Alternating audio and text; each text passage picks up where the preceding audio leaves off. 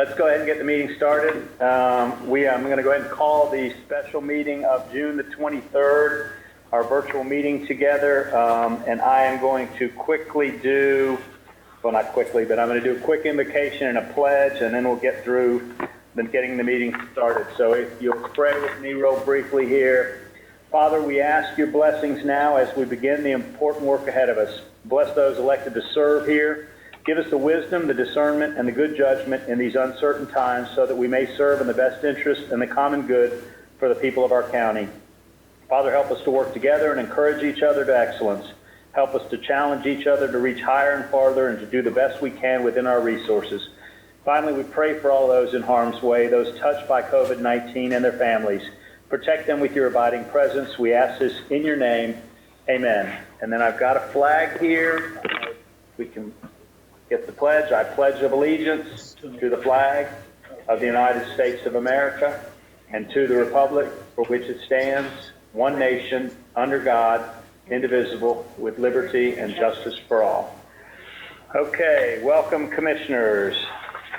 3 months ago, I don't think anybody would have thought we'd be having these kind of conversations. I've got a statement I need to make that we start most of these meetings with. Which is the executive order number 20-69 issued by Governor DeSantis on March the 20th, 2020, authorized local governing bodies, including counties, to conduct meetings without having a quorum physically present or at any specific location. The executive order also authorized the use of communications, media technology for virtual meetings such as audio and video conferencing.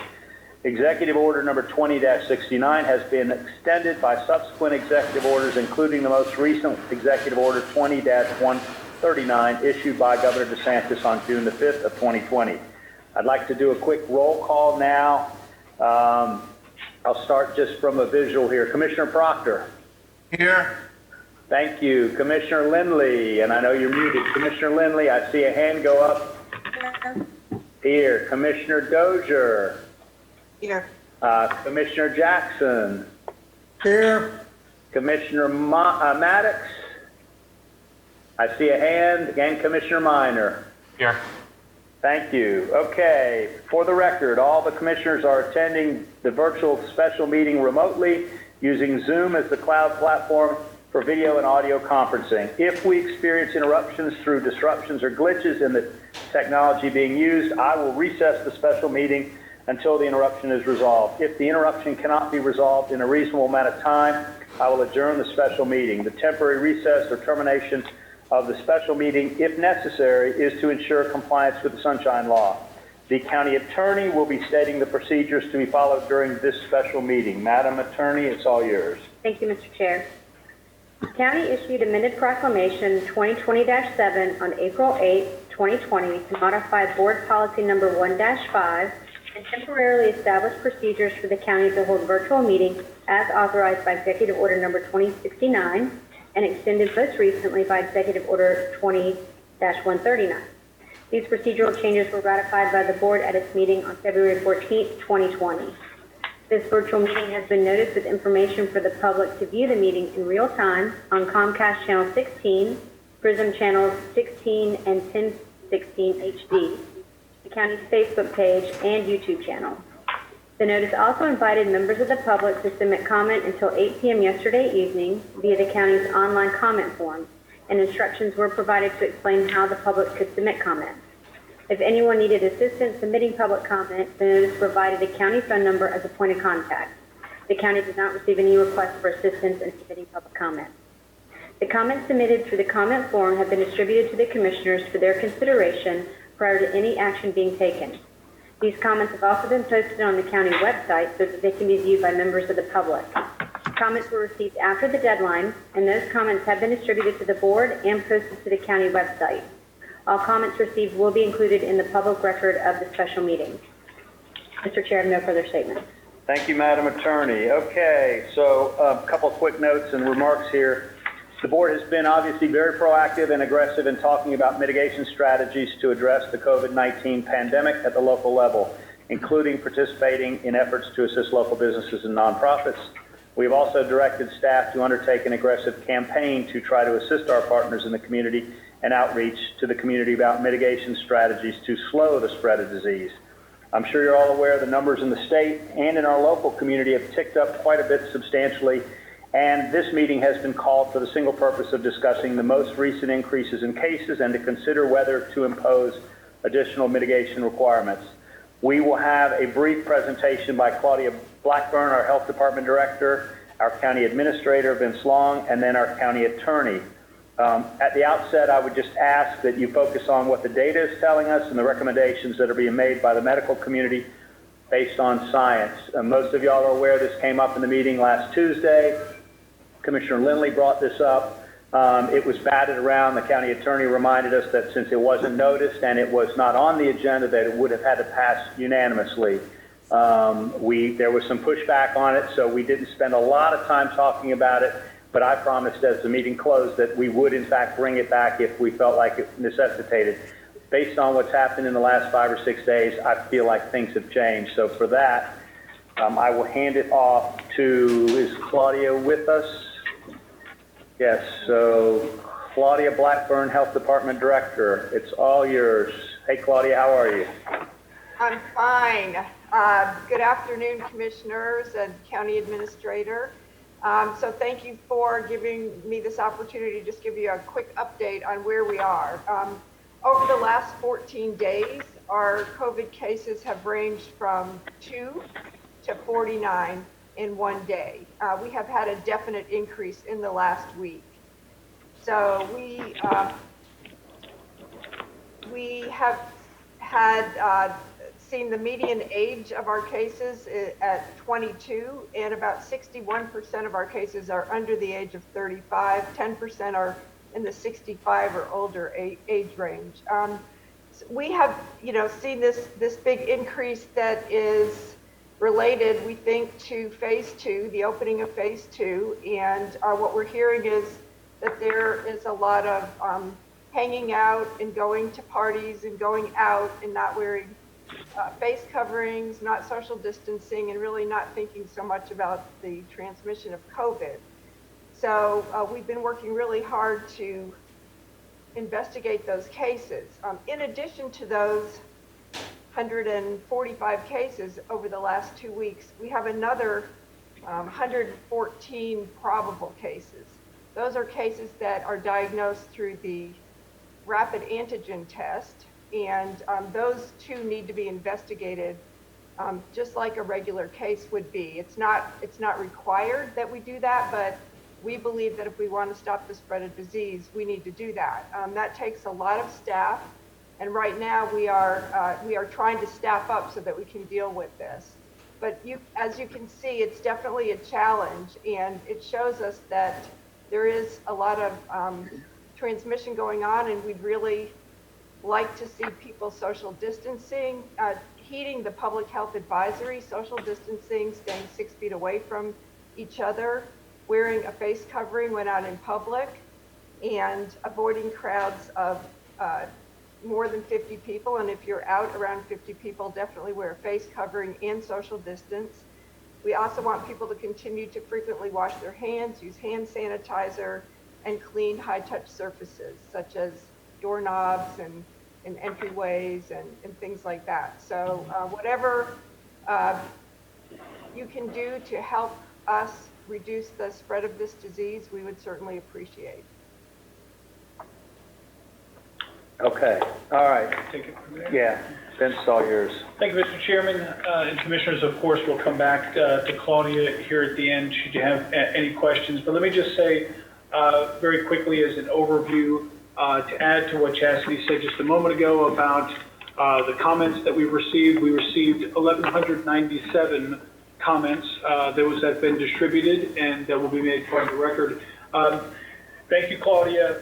And as the chairman noted at the beginning, Commissioners, here at Leon County, we've taken very aggressive, very proactive steps in our approach toward combating and mitigating COVID under your leadership. It's been an all hands on deck effort countywide since day one.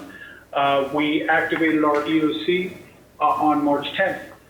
before the first local case was reported to provide enhanced coordination with the Florida Department of Health. Today marks our 105th consecutive day that the EOC has been activated. Also, you will recall, Commissioners, that we issued a stay-at-home order for Leon County on March 25th, a week prior to the governor issuing a statewide stay-at-home order. And since the very beginning of the pandemic, Commissioners, our primary focus has been on protecting health and safety of our citizens. At this time, we continue to be actively engaged in our mitigation and response efforts. That work has been ongoing around the clock, Commissioners, to mitigate the spread of the virus, which has included increasing our testing capacity, our distribution of PPE, developing hospital surge plans, and communicating aggressively with the public to drive home critical public health guidance. At that time, well, at the same time, Commissioners, we have developed a plan for a measured reopening of our community in phases based on guidance from the CDC. But up until now, we've been fortunate in all of my updates to you and every time we've appeared here thus far in a special meeting or in a regular board meeting where you've received regular updates. We've been fortunate that our numbers in Leon County have remained relatively stable and relatively low compared to other areas of the state in terms of new cases, hospitalizations, and also test positivity rates. But as we've always said, as Claudia has said, and as we've said every time we've been given the opportunity here and of course to the public, that we've always been just one large gathering away from that potentially changing. Today, you heard from our health department director about the spike in new cases and our test positivity rates over the last several days. While we continue to have adequate capacity, Commissioners, in our hospital to address anticipated needs, we also recognize that this increased activity may warrant the board's consideration of additional strategies to mitigate the spread of COVID-19 in our community. As our chairman has said, Commissioners, today the board is meeting to consider any additional mitigation measures that you may wish to adopt, such as requiring face coverings. Before you do, Commissioners, I want to take just a moment to provide you with a recap of other mitigation measures that we've taken in Leon County to date. I won't go through the whole list, but I did want to hit just a few of the highlights. Commissioners, you recall we suspended large county events starting back in early March and recommended that others in the community limit or postpone their events as well. We enhanced cleaning and sanitation throughout all county facilities and installed plexiglass shields throughout our facilities. We instituted temperature checks and health screenings for all employees when reporting to work. We closed county facilities that attract large gatherings of people like libraries and community centers and active recreation. We initiated our reopening plans, Commissioners, and required both employees and citizens to wear face coverings in county facilities whenever social distancing measures could not be maintained.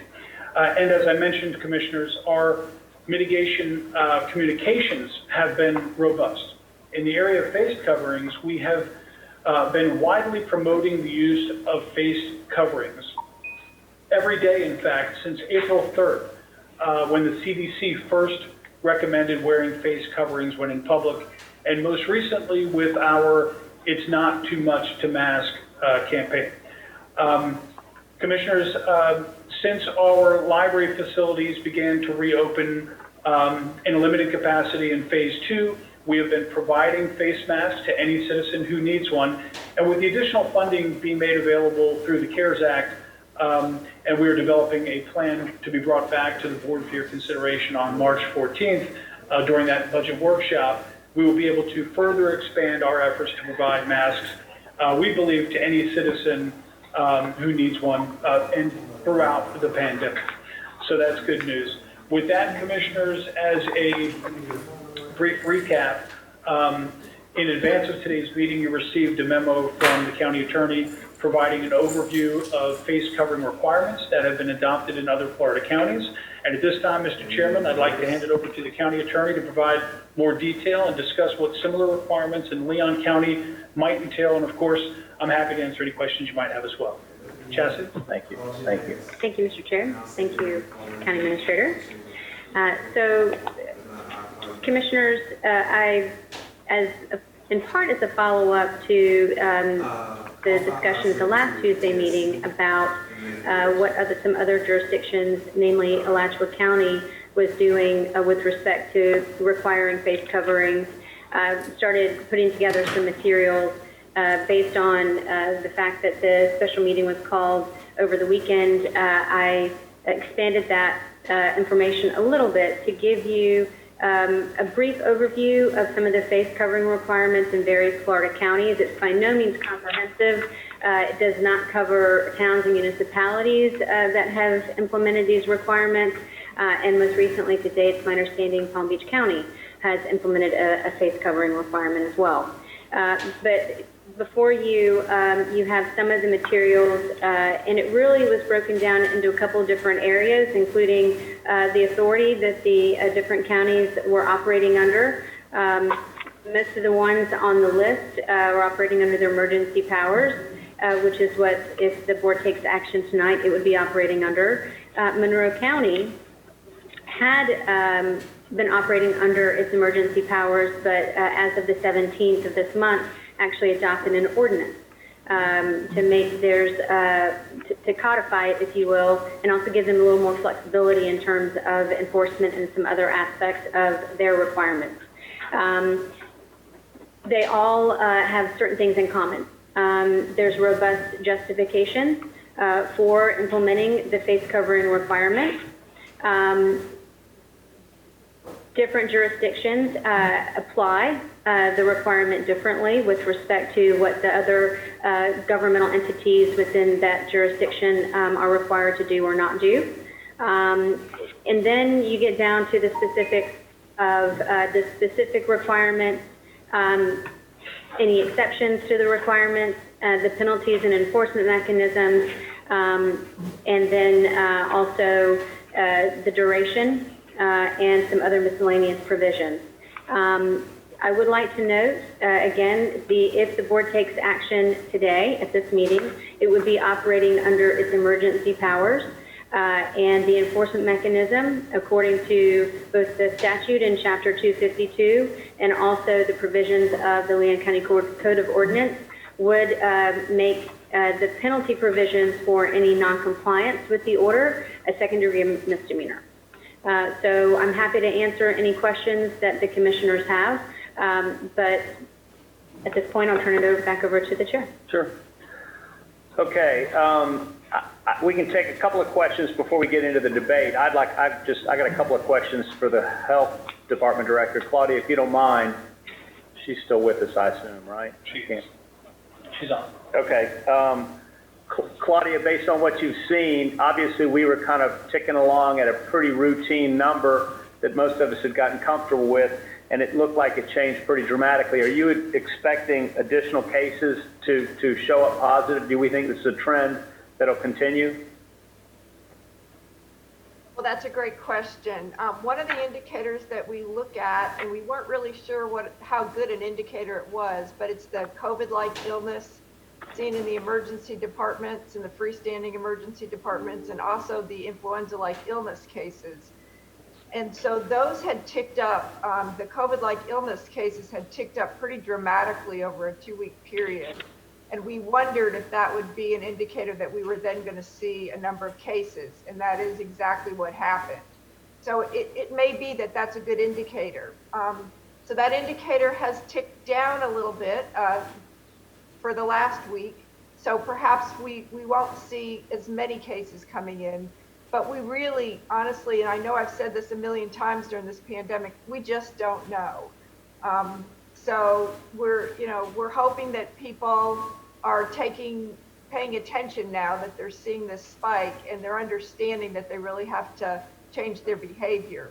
But we just don't know, and I anticipate that we're going to continue to see a number of positives.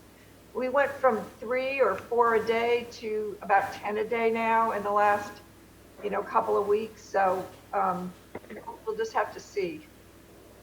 Okay. I got a couple other questions, but I want to make sure everybody gets a chance. I'm going to do something a little different just to frame this in a little bit. I have spent the last 3 or 4 days working with the county attorney and the county administrator about what does this look like if we go down this path, and more specifically, how do we minimize the challenges that we get and make this as clear as possible. So what I'm going to ask the board to at least work with me on is, and Commissioner Minor, this is going to land in your lap a little bit. If it's okay with Commissioner Minor, I'd like to pass the gavel, and then what I would propose is I'm going to make a motion that we can start with, okay? And then we can all pick it to pieces and spend as many hours as you guys deem appropriate. But if that's okay, Commissioner Minor, to start with, I will pass the gavel to you. Are you with me on that? I got to make sure he's... Yes, Mr. Chair, that's fine. Okay, and then I would just say from a logistics standpoint, Vince, if the administrator can act as kind of a little bit of an MC, I can tell you, you're a little bit of a disadvantage because of the fact that I've got eyeballs on the screen and can see, so he might be able to tell you as we go forward.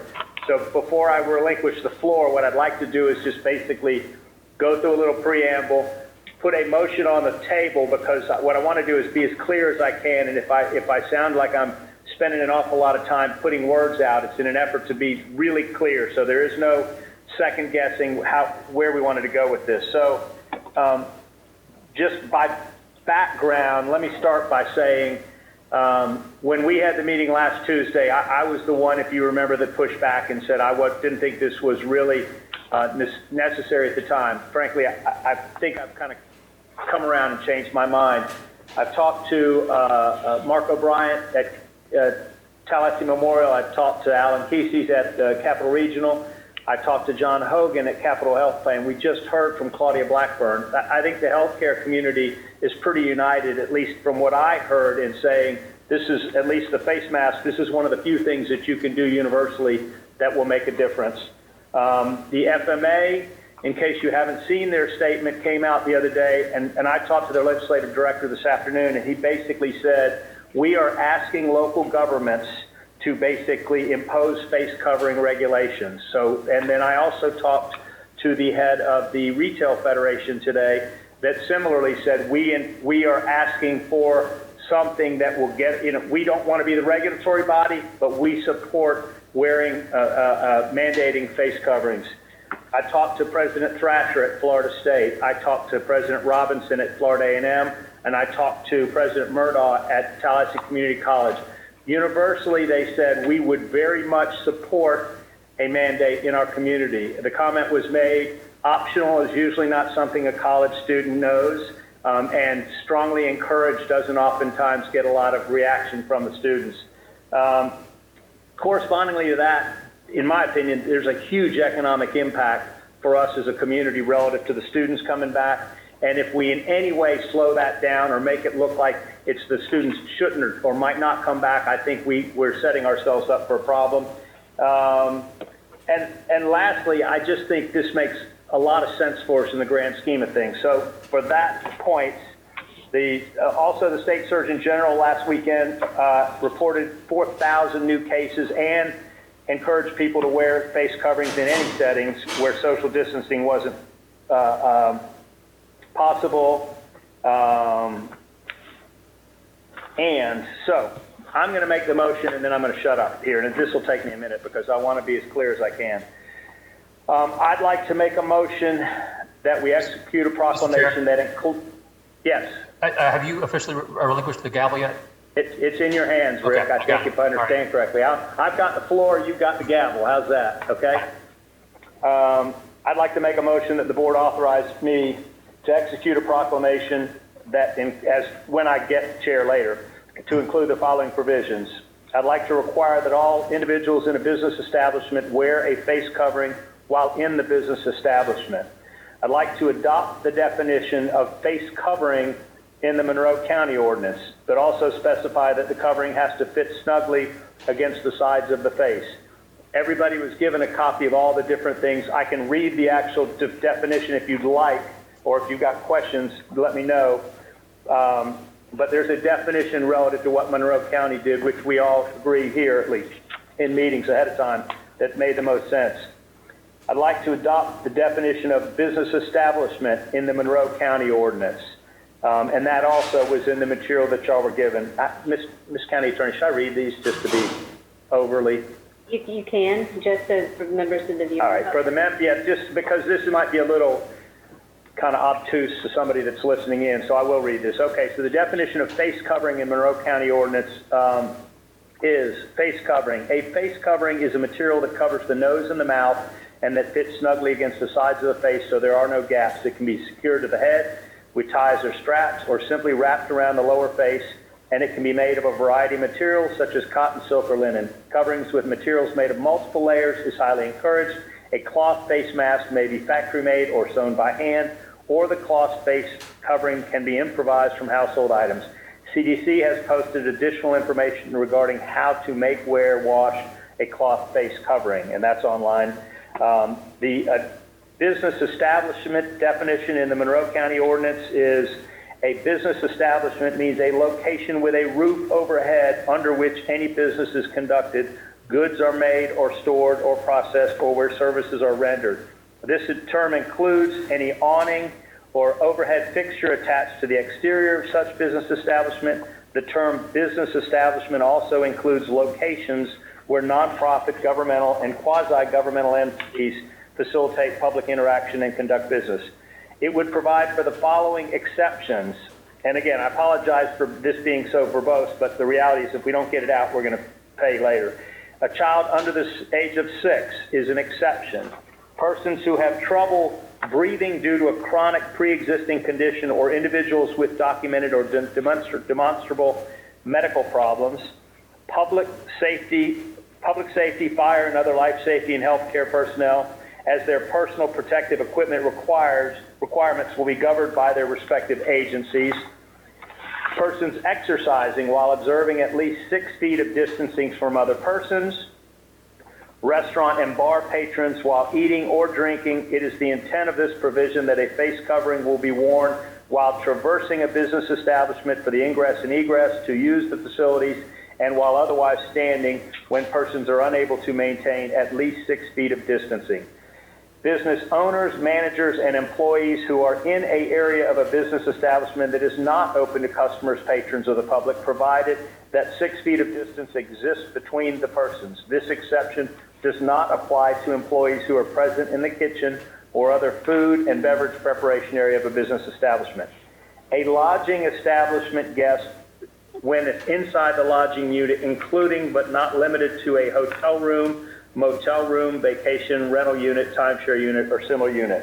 And I'm going to ask that we use the lodging establishment as defined in the Monroe County ordinance. You want to read that, Madam Attorney? Yes, Mr. Chair.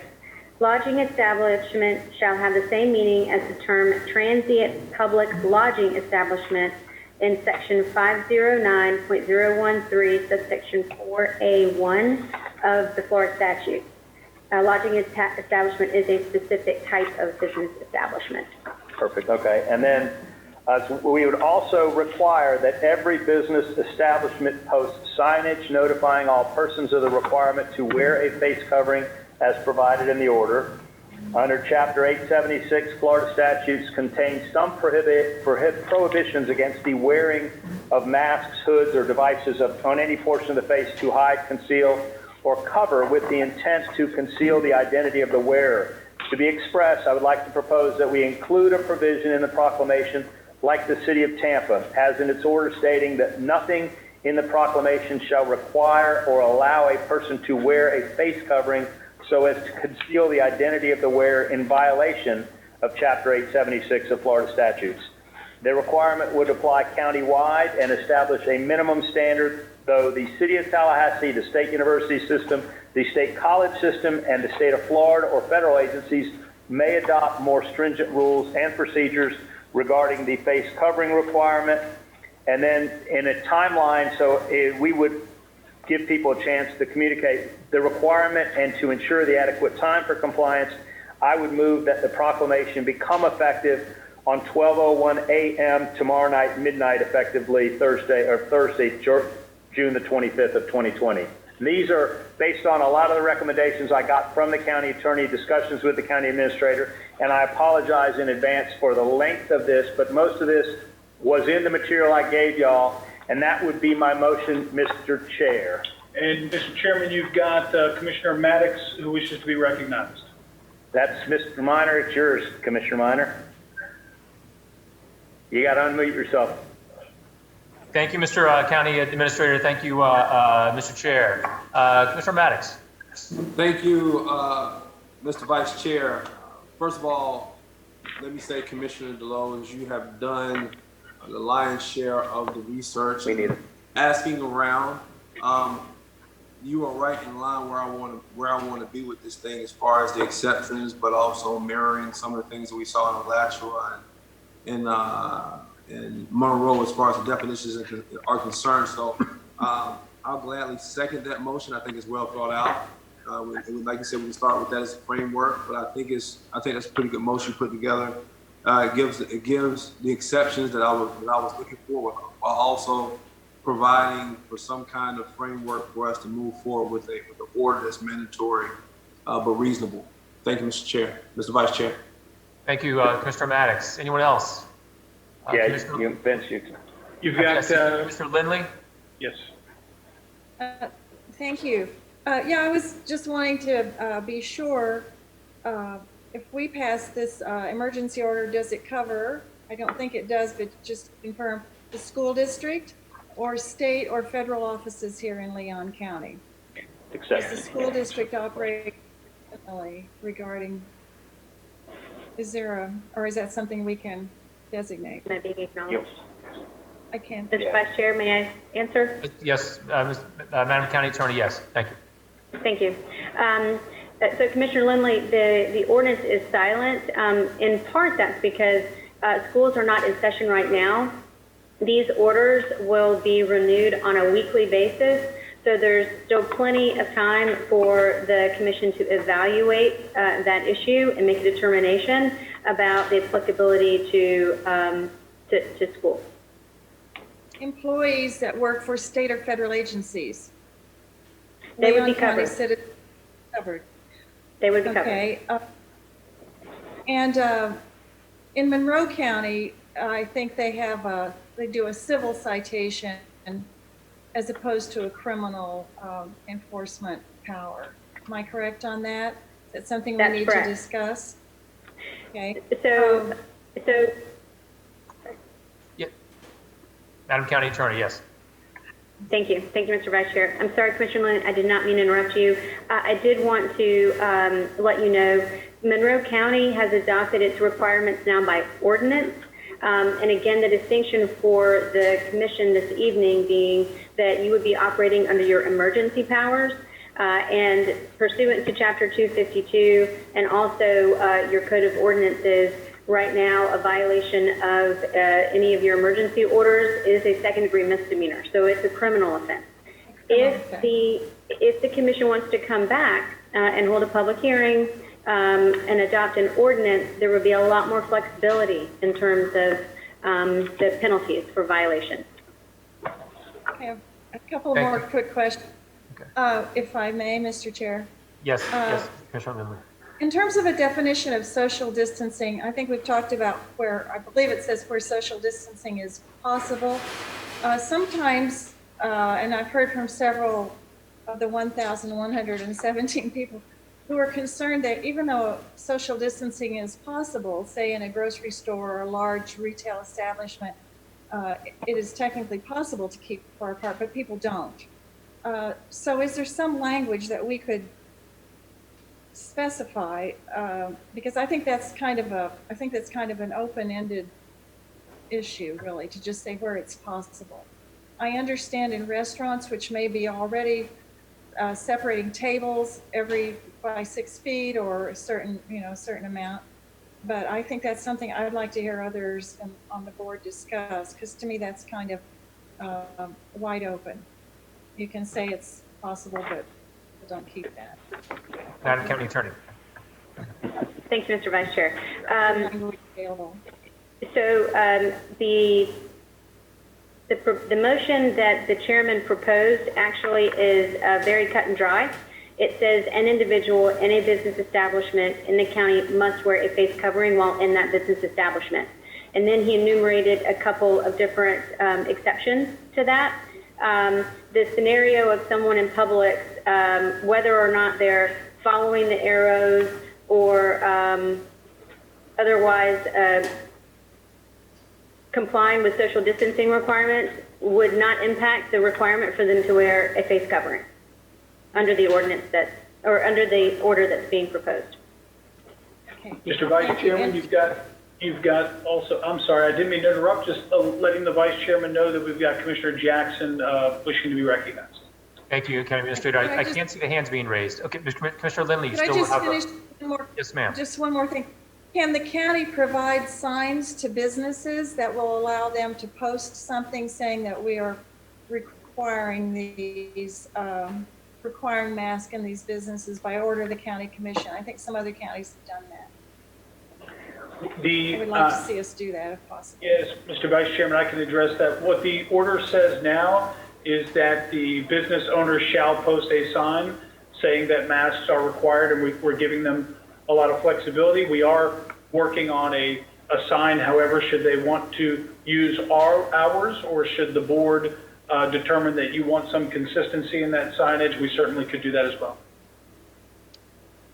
Thank you, Thank Commissioner. you. Commissioner Lindley, Thanks very much. any other questions? Good motion. All right, Commissioner No, Jackson. thank you. I'm good. Thanks. Okay. Thank you, Mr. Vice Chair. Great job without having the device there in front of you. So thanks for stepping up on the short notice. I've got just one question about your motion, Mr. Chairman, and I think it was captured kind of sort of. We talked about medical conditions. Those would also include disabilities that might include sensory and autistic needs of younger citizens that may not be able to have those masks on their face due to whatever the condition may be. And that's kind of falls under the umbrella of medical. Am I correct, Madam Attorney? Madam County Attorney. Thank you, Mr. Vice Chair. Yes, Commissioner Jackson, that would be a chronic pre-existing condition or a demonstrable medical problem. Yes. Oh, okay.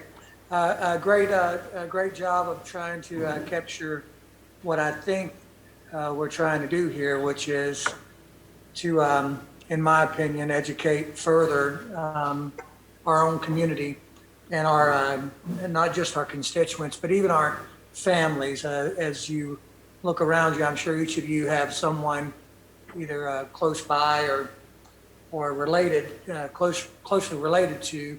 I can think of my 84-year-old mom who currently resides in an assisted living facility, and the importance of a measure like this, particularly if they move into a more openings and more active phase type 3 thing, where this would be a preventative step. You just hear over and over 3 things consistently: social distancing, regular hygiene and washing of hands, and face coverings when inside. And I think that the inside verbiage is super important because it kind of doesn't alleviate people, but people that are performing outside jobs and outside duties may not need those masks if they can maintain that social distancing. Thanks so much for putting the motion out there, and I can support it with those couple of questions answered. Thank you, Commissioner Jackson. Any others in the line of speech? Commissioner Lindley. I've just had some public comment asking about city buses, and what about churches? And Mr. Vice Chairman, just to let you know, we've got Commissioner Dozier on deck. Okay. Madam County Attorney. I'll take that, yeah. Yes. Thank you, Mr. Vice Chair. So, Commissioner Lindley, a vehicle has a roof. And therefore, based on the fact that the term business establishment does also include locations where governmental entities facilitate public interactions and conduct business, we will consider those mass transit facilities to fall within the requirement to comply with the face mask or face covering. In churches for nonprofits, yeah. It's a good question about whether the definition of business establishment as currently written would include a church.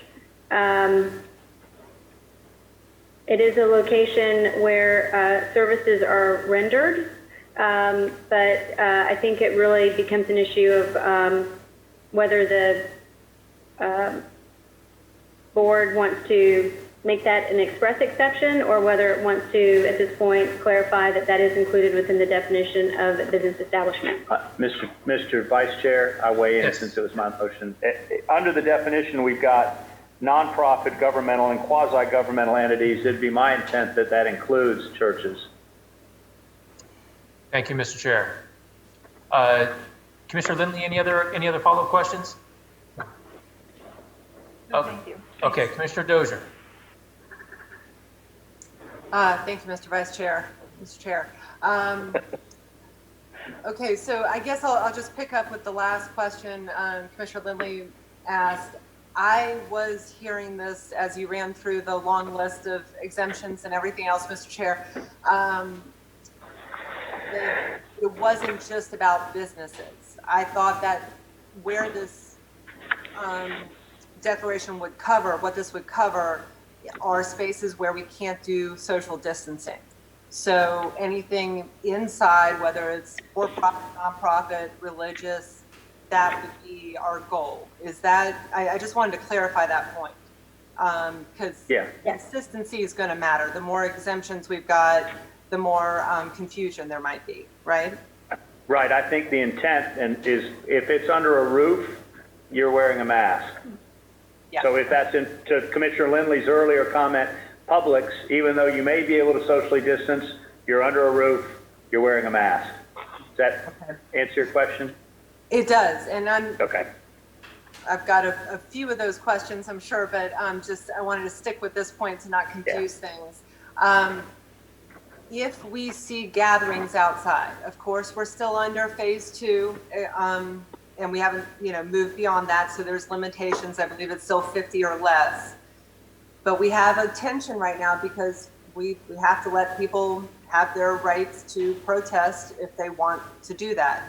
We haven't seen as many protests this week, but could this provision also cover any gatherings outside, say more than 10 people? I don't know how we would define that, Madam County Attorney, but I'm wondering if that's something we should consider, because I think a lot of those protesters have been wearing masks, but not all of them, and it would be good to encourage them to do the same.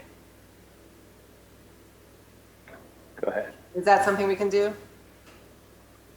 Madam County Attorney. Thank you, Mr. Vice Chair. That is something that is completely within the board's discretion.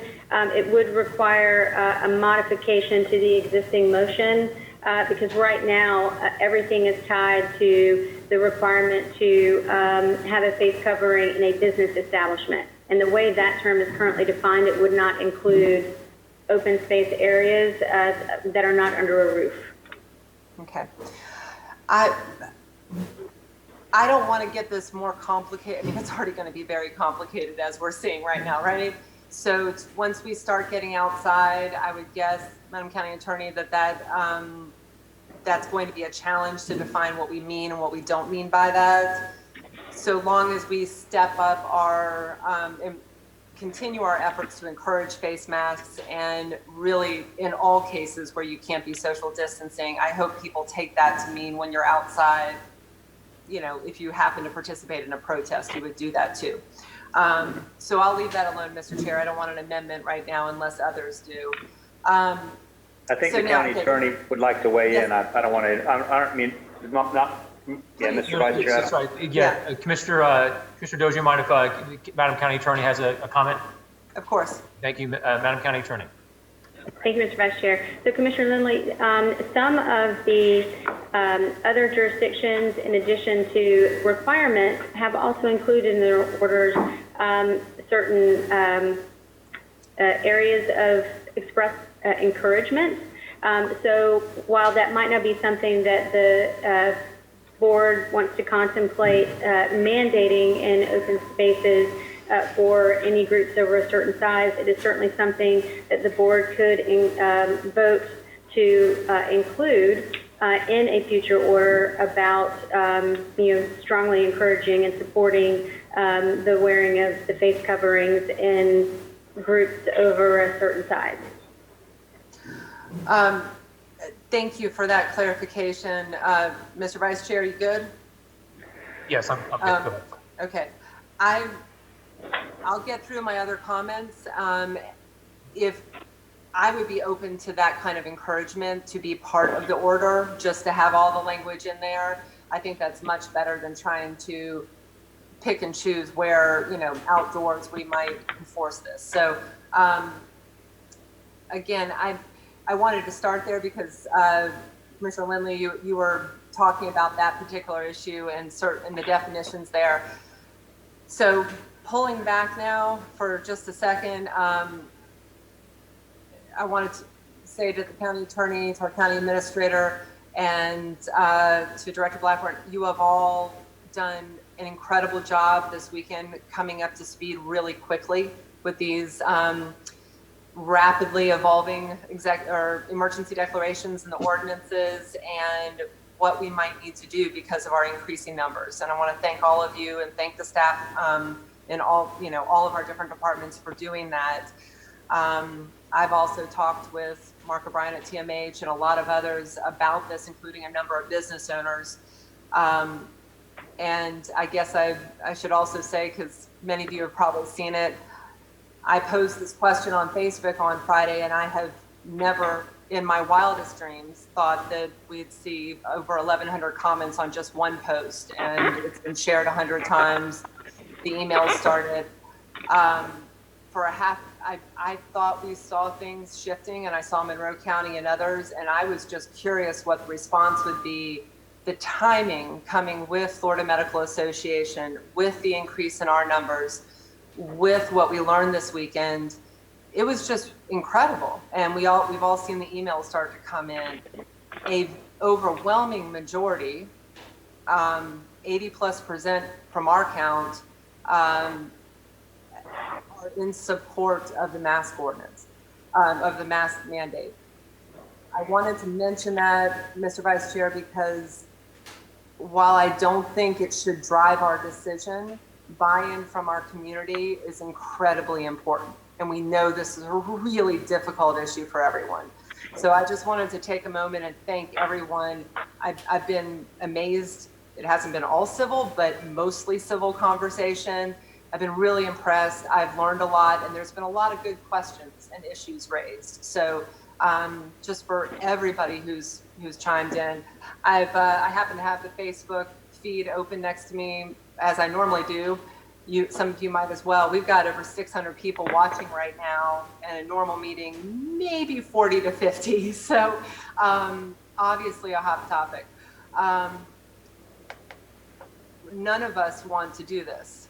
Face masks, they're getting pretty, fancy. I like them, but I don't like wearing them. I'm sure you all are the same. I don't think anybody would. I've gotten a lot of questions about how long this lasts. And, I think we hope it will help reduce our numbers. None of us want to be here for long, but we have very few tools in our toolkit to reduce the numbers, as I think, Claudia, you said earlier, and this is one that makes a big difference. So distilling that, the few questions that I've gotten that really have stood out to me, one of them's already come up. It's the medical exemptions. And I'm a county attorney, and I would also look at Director Blackburn for this. If that's all right, Mr. Vice Chair. Yeah. I guess I'd like to hear your thoughts about Alachua County's medical exemption. I heard from some in our medical community, I hope he doesn't mind me saying so, but Mark O'Brien particularly, that language was robust, and it does mention sensory issues and behavioral problems and those types of medical issues beyond just respiratory. And I think Commissioner Jackson had mentioned that as well. So I'm wondering if we could look at that medical exemption language just to be very clear that it does include PTSD, sensory issues, those types of things, or if you see an issue with getting that specific in the language. Thank you, Commissioner Dozier. Madam County Attorney. Thank you, Mr. Vice Chair. Commissioner Dozier, we can absolutely do that. Alachua County does have some good language, and it is more robust than what was included in the motion. If that modification amendment would be okay with the chair, the maker of the motion, to adopt that provision for that exception from Alachua County. Thank you, I would also say, though, in looking at the exceptions and the way that the different jurisdictions around Florida have treated those, they've been fairly deliberate in doing so. For example, Monroe County, what you'll notice is there's reference to a provision in the Americans with Disabilities Act, which actually says that you do not have to accommodate someone with a disability or a pre-existing medical condition when it constitutes a danger to the public health, safety, and welfare. So Monroe County, in looking at that and evaluating, apparently, I spoke with their county attorney yesterday, in fact, and asked a specific question. And he said that based on the number of people who were trying to assert that there was a medical condition as the basis for not wearing a face mask or a face covering, they very deliberately, when they adopted the ordinance, said wearing a face mask is not a reasonable accommodation under the ADA. Alachua County, as have other jurisdictions, decided to go with a different exception and to authorize people who have some of those pre-existing medical conditions not to wear face coverings. But just wanted to make sure we talked about that. Monroe County was having an issue with enforcement. Yeah. That's why I did that. Mr. Vice Chair? Yes. Yes. I've struggled with this one too. Madam County Attorney, I actually, we've been talking to Mr. O'Brien about this. I think we're kind of in that middle space between privacy and enforcement and people taking advantage of this. We're not going to get 100% compliance. We're going to try. And I hope everybody working together and educating each other really helps. But I would rather err on the side of letting people know that we are going to accommodate their various medical issues than not, and kind of work with businesses or others if we start having enforcement issues. That's my sense, Mr. Chair and Vice Chair. So I would love to hear from others, but I would lean towards Alachua County's language. On point, Mr. Vice Chair? Yes, Mr. Chair. In the exceptions, we talk about pre-existing conditions and all that, but this is going to be tied to the emergency order, and so once a week it's going to come back up for renewal. And my feeling would be we could probably, I'm not saying no, I want to hear everybody too, but rather than try and create something that fits possibly every scenario, I'm kind of inclined to say let's see how the enforcement goes, what the community reaction is, and then when it gets renewed, if we feel like there's an outcry and we miss something, like in Monroe County, for them it's a regulatory issue, then we could adjust as needed type of thing would be my take. I think this is not something we're putting in stone for 6 months. We've got a little bit of flexibility, I think, Madam Attorney, here, in that we can, when we do the renewal, arguably we could make some adjustments as we go. Am I right? Madam County Attorney. Thank you, Mr. Vice Chair. Yes, Mr. Chairman, this provision will have to be renewed every week in each new proclamation until such time as the board directs that it is not to be included. Yeah. So anyway, so I think anyway, go ahead. Mr. Chair, Go ahead. I mean, with respect, this is complicated. We are here because we have lacked consistency on the state level, on the national level, because we have not gotten ahead of this. I've got a couple questions that I'd like to ask about the perception that we need to look at hospital beds alone as an indicator for whether or not we need face masks. I don't know if we need to digress into that, but I've been asked that question a lot. And what I've learned from hearing from everyone is we can't wait until we're out of ICU beds to start wearing face masks. We got to do it now to help control the spread. So we've had a lot of inconsistency on this, and I think if we try to do our best to get the language how we want it today, it's a better test going forward. So if we're not interested in the other medical language, that's fine, I'll drop it. If it's a possibility at any point, I'd say let's do it now. I'm also going to come back at the end, and I don't know where Commissioner Lindley is on this, but I would like to see us go to an ordinance and look at civil penalties. I'll actually move to this subject. I would like to see us do the emergency declaration today, but take up an ordinance in a week, 2 weeks, whenever that might be, and drop this down to civil penalties. There's a lot of questions coming in about enforcement. Not just the burden on law enforcement, but also disproportionately, that this might impact some communities versus others. And I also hope that we could start with a sliding scale. Do education first instead of moving directly to fines.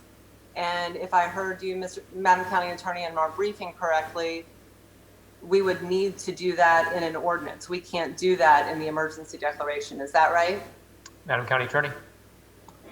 Thank you. So, Commissioner Disher, I'm sorry. I was passing some language to the chairman so he would know exactly the language from the Alachua County order that you were referencing. So, can I just ask for clarification? Are you trying to confirm whether the board would have to adopt an ordinance in order to move to more civil citations? Yes, ma'am. We need to go to an ordinance to do civil citation, but we could also do a sliding scale, say That's correct. a warning, public education before we step up to fines and things like that. Is that correct? In the ordinance context, yes, the board would have a lot more flexibility. Okay. I don't believe we're lifting this in 1 week or 3 weeks. I think it's probably a month, a couple months, and we should have a better handle on the penalties. They should be civil and not criminal. So I'm not sure if you want to add this into your motion, Mr. Chair, but we can save this and I'll make a motion after we dispense with this one. I think it'd be a separate motion. Yeah. Okay. Mr. Vice Chair, it's your meeting. I don't want to. Go ahead, Mr. Chair. Well, my suggestion would be that, and I'm fine with you doing that. Let's make it a separate motion because it's a separate action. Here's the proclamation, and then we want to tune it up by putting that in place, which makes perfect sense. I agree. Yeah. Fantastic. Okay. Then I will ask a couple of other questions not related to the emergency declarations when we get to that point. The last thing for the emergency declaration is something, Mr. County Administrator, I think we talked about in briefing after the county attorney had to leave. And that is consistency with our businesses. I did a Zoom today with a group of restaurant owners in town. I don't mind saying, I think all of them are not in support of us moving forward with this ordinance, and they're very concerned. They've struggled a tremendous amount, and I think they made a really good point that they have taken the brunt of the public pushback when an employee tests positive versus maybe Publix and I don't mean to cite Publix, they were in the news, or any grocery store that might be a basic need or deemed, could stay open under phase 1, essential. So Mr. County Administrator, I don't know if this is for you or the county attorney, but I think what you had suggested was we could put something in, or based on my questions, you said this was allowable, to put something into the declaration that has a guideline for how a business deals with their situation when an employee gets sick. That they have to report it, they clean for however long, 24 hours, whatever, and then they can reopen. This way, we're not leaving it to social media and the news to kind of report out on these different businesses. And we can really have their back and say, they met the standard, they're great, let's move on. Everybody's doing what they need to do to keep us moving forward. Ms. County Administrator, did I explain that right, or do you want to add anything, or the County Attorney? Mr. Vice Chair? Administrator. Thank you, Mr. Chairman. Yes, Commissioner Dozier, no, you're right. The order does not currently provide that guidance, as you know, but yes, you could. And I think, too, just to offer that it might be good if the board decides that that's something they want to include, maybe to get a little feedback from Claudia, who's here and on the line, about maybe what DBPR or others might or might not require at this current time. But yes, you can do that. Okay. Madam Commissioner Dozier, would you like to ask that question of Claudia Blackburn? Mr. Vice Chair, I will leave this to you and the rest. I think this is a good time to add this in. It's consistency. It will help our businesses, particularly restaurants, I believe, and certainly talking with these owners. So if you all are willing to entertain this language for the declaration, I think we should get that answer and see if we can craft it today. Yes, sir. Thank you. Great. Thank you, Commissioner Dozier. I have Commissioner Maddox and then Commissioner Proctor after that. I'm sorry, Mr. Vice Chair, were you going to let Claudia answer the question? Oh, yes, of course. Yes. Sure, go ahead. Ms. Claudia Blackburn. Thank you, Commissioner Minor. And Commissioner Dozier, I did receive your question about this, and we have been researching it, and I will send you a more extensive response. But when there is a case in a restaurant, we investigate that case just like we investigate any other case. And there are various situations that would call for different interventions. There is not a standard to close a restaurant because there's a case in the restaurant that we know of. I don't know if the restaurants are doing that because they feel a need to. So I do think that we need to do some more research and understand what they're reading and where they're getting the sense that they need to do that, and then try to figure out what the best recommendation is, because it really depends. It depends on many, many different things when we investigate a case. Well, Mr. Vice Chair, I'll close it out here and save some other questions for after we dispense with this. As I said, that's really interesting, and I think it points to the inconsistency and why some of our restaurants and others are struggling with this. When someone can say, you might not have done everything you need to do because you didn't close as long as this restaurant over here did. That's not necessarily one business's fault or another. They're just getting inconsistent information or trying to do the best they can. So, Mr. Chair, Vice Chair, everybody, I would say that this is one area that I would love for us to look into and get a strong recommendation, even if it's a local recommendation, so that we can provide consistency and guidance and information for the public. So, thank you very much. Thank you, Commissioner Dozier. Commissioner Maddox. Thank you, Mr. Vice Chair. Just a quick question about enforcement and the moving from order to ordinance thought. I would think that if we did go in that direction, that enforcement would have to be complied with by the sheriff. Would that be correct in my thoughts, Madam Chair, Madam County Attorney? I would think it would be the enforcement. Commissioner Maddox, currently under any proclamation that's issued, yes, enforcement would be by law enforcement because it would be a criminal violation. If the board were to move in the direction of an ordinance and it became a civil infraction, then not necessarily. There would be potentially other civil enforcement options. So I think it's important that we get something on the books today. I know of, and I've had some folks send me some stuff about concerts happening and parties that happened last weekend where you got hundreds of people in a building look like they're about 18 to 25, no face covering, no anything, where social distancing certainly was not possible. And so I think it is important that we get something on the books. As far as moving to an actual ordinance, I'm not quite there yet. I want to maybe hear a little bit from the sheriff on his thoughts on that. Look at, well, I guess that's the question I asked now. Of the research that you did, Madam County Attorney, were there any orders that became ordinances, or any ordinances that are out there versus orders? What are the contrasts there in number? Mr. Vice Chair. You're muted. Madam County Attorney. Thank you, Mr. Vice Chair.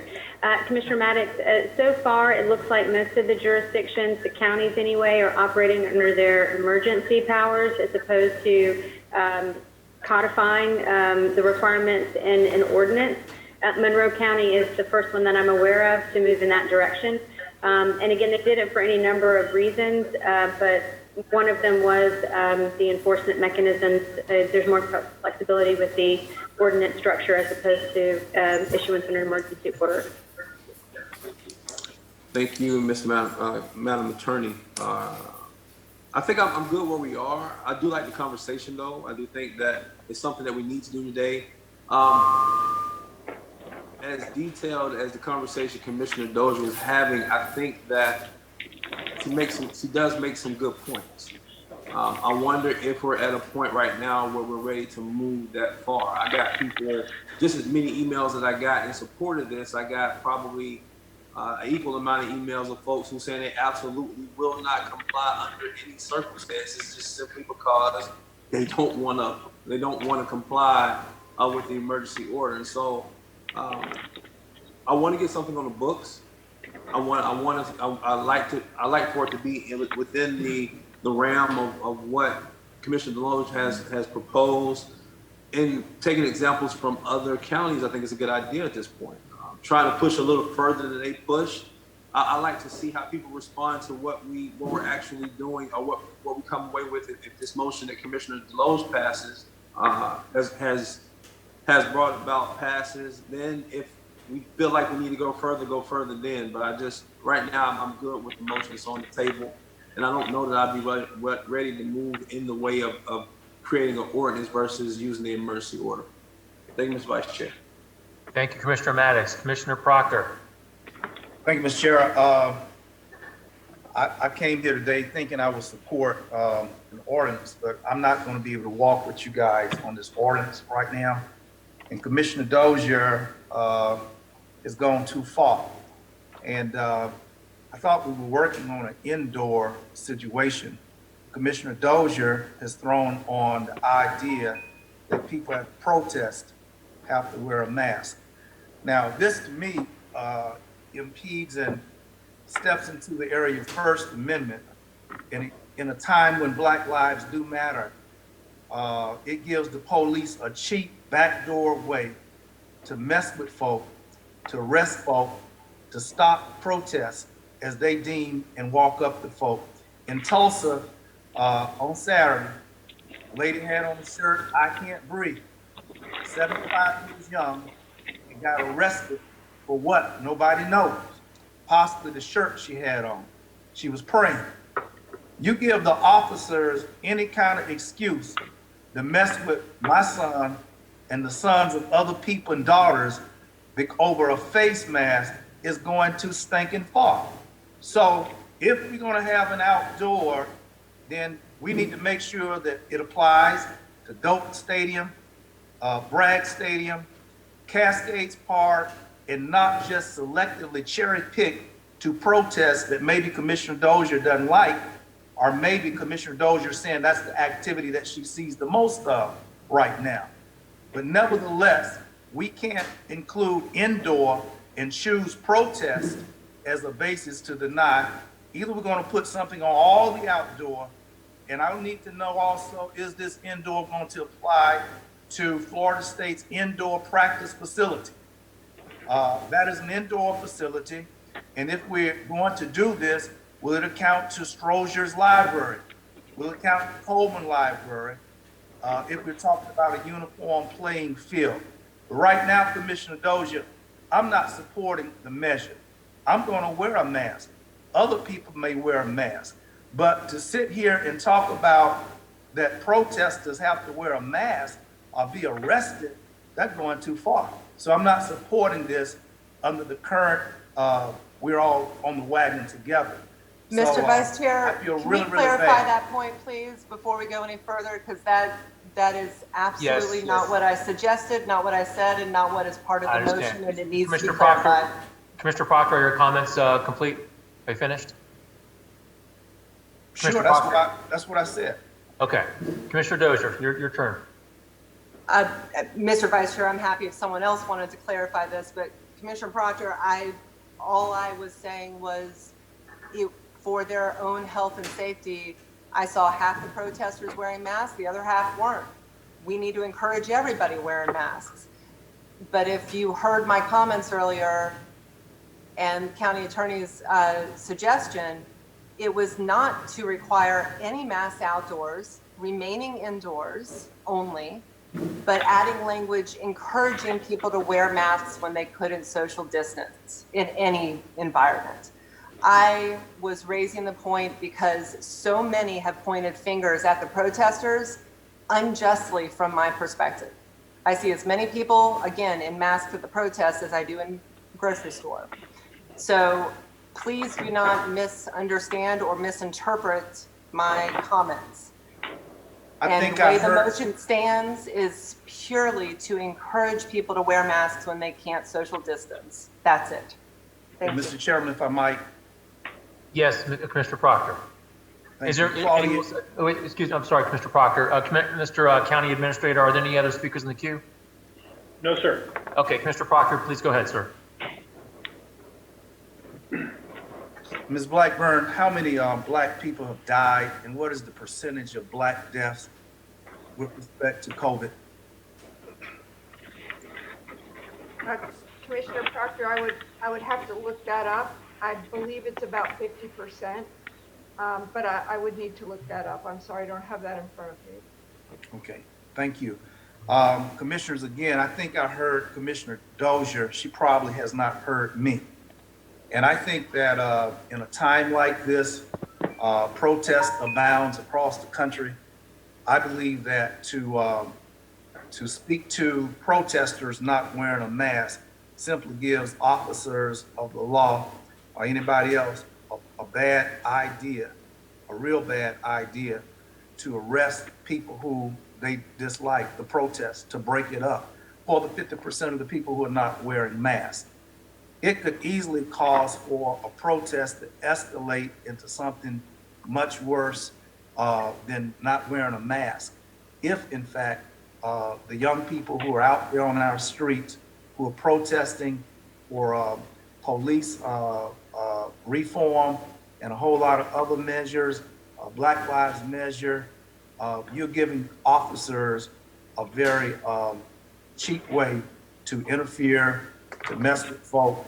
And I think that for that reason, on political basis, if what you're saying, Commissioner Dozier, I can't defend this ordinance, because when I look at the protesters, when I'm there and out there with them, and they may not have on a mask, or whatever the reason might be, and they're getting arrested pretty much for not having a mask. This is ridiculous. And I think that you have to be equally as concerned for those people who will gather at Doak Stadium and those football players who will be over there indoors practicing. How does this ordinance speak? And County Attorney, if I might ask, how does this ordinance address the indoor sessions of football players, basketball players, and all these black boys going to be out there catching COVID? Madam County Attorney. Thank you, Mr. Vice Chair. Commissioner Proctor, under the definition of business establishment, it does include any quasi-governmental, nonprofit, governmental, we've clarified that includes churches, that are under roof, that facilitate public interactions or conduct business. I believe... It's an exercising thing too. Correct. there is an exception that says persons exercising while observing at least 6 feet of distancing from one another is an exception to that. Application of the definition of business establishment. So it would be on a case-by-case basis.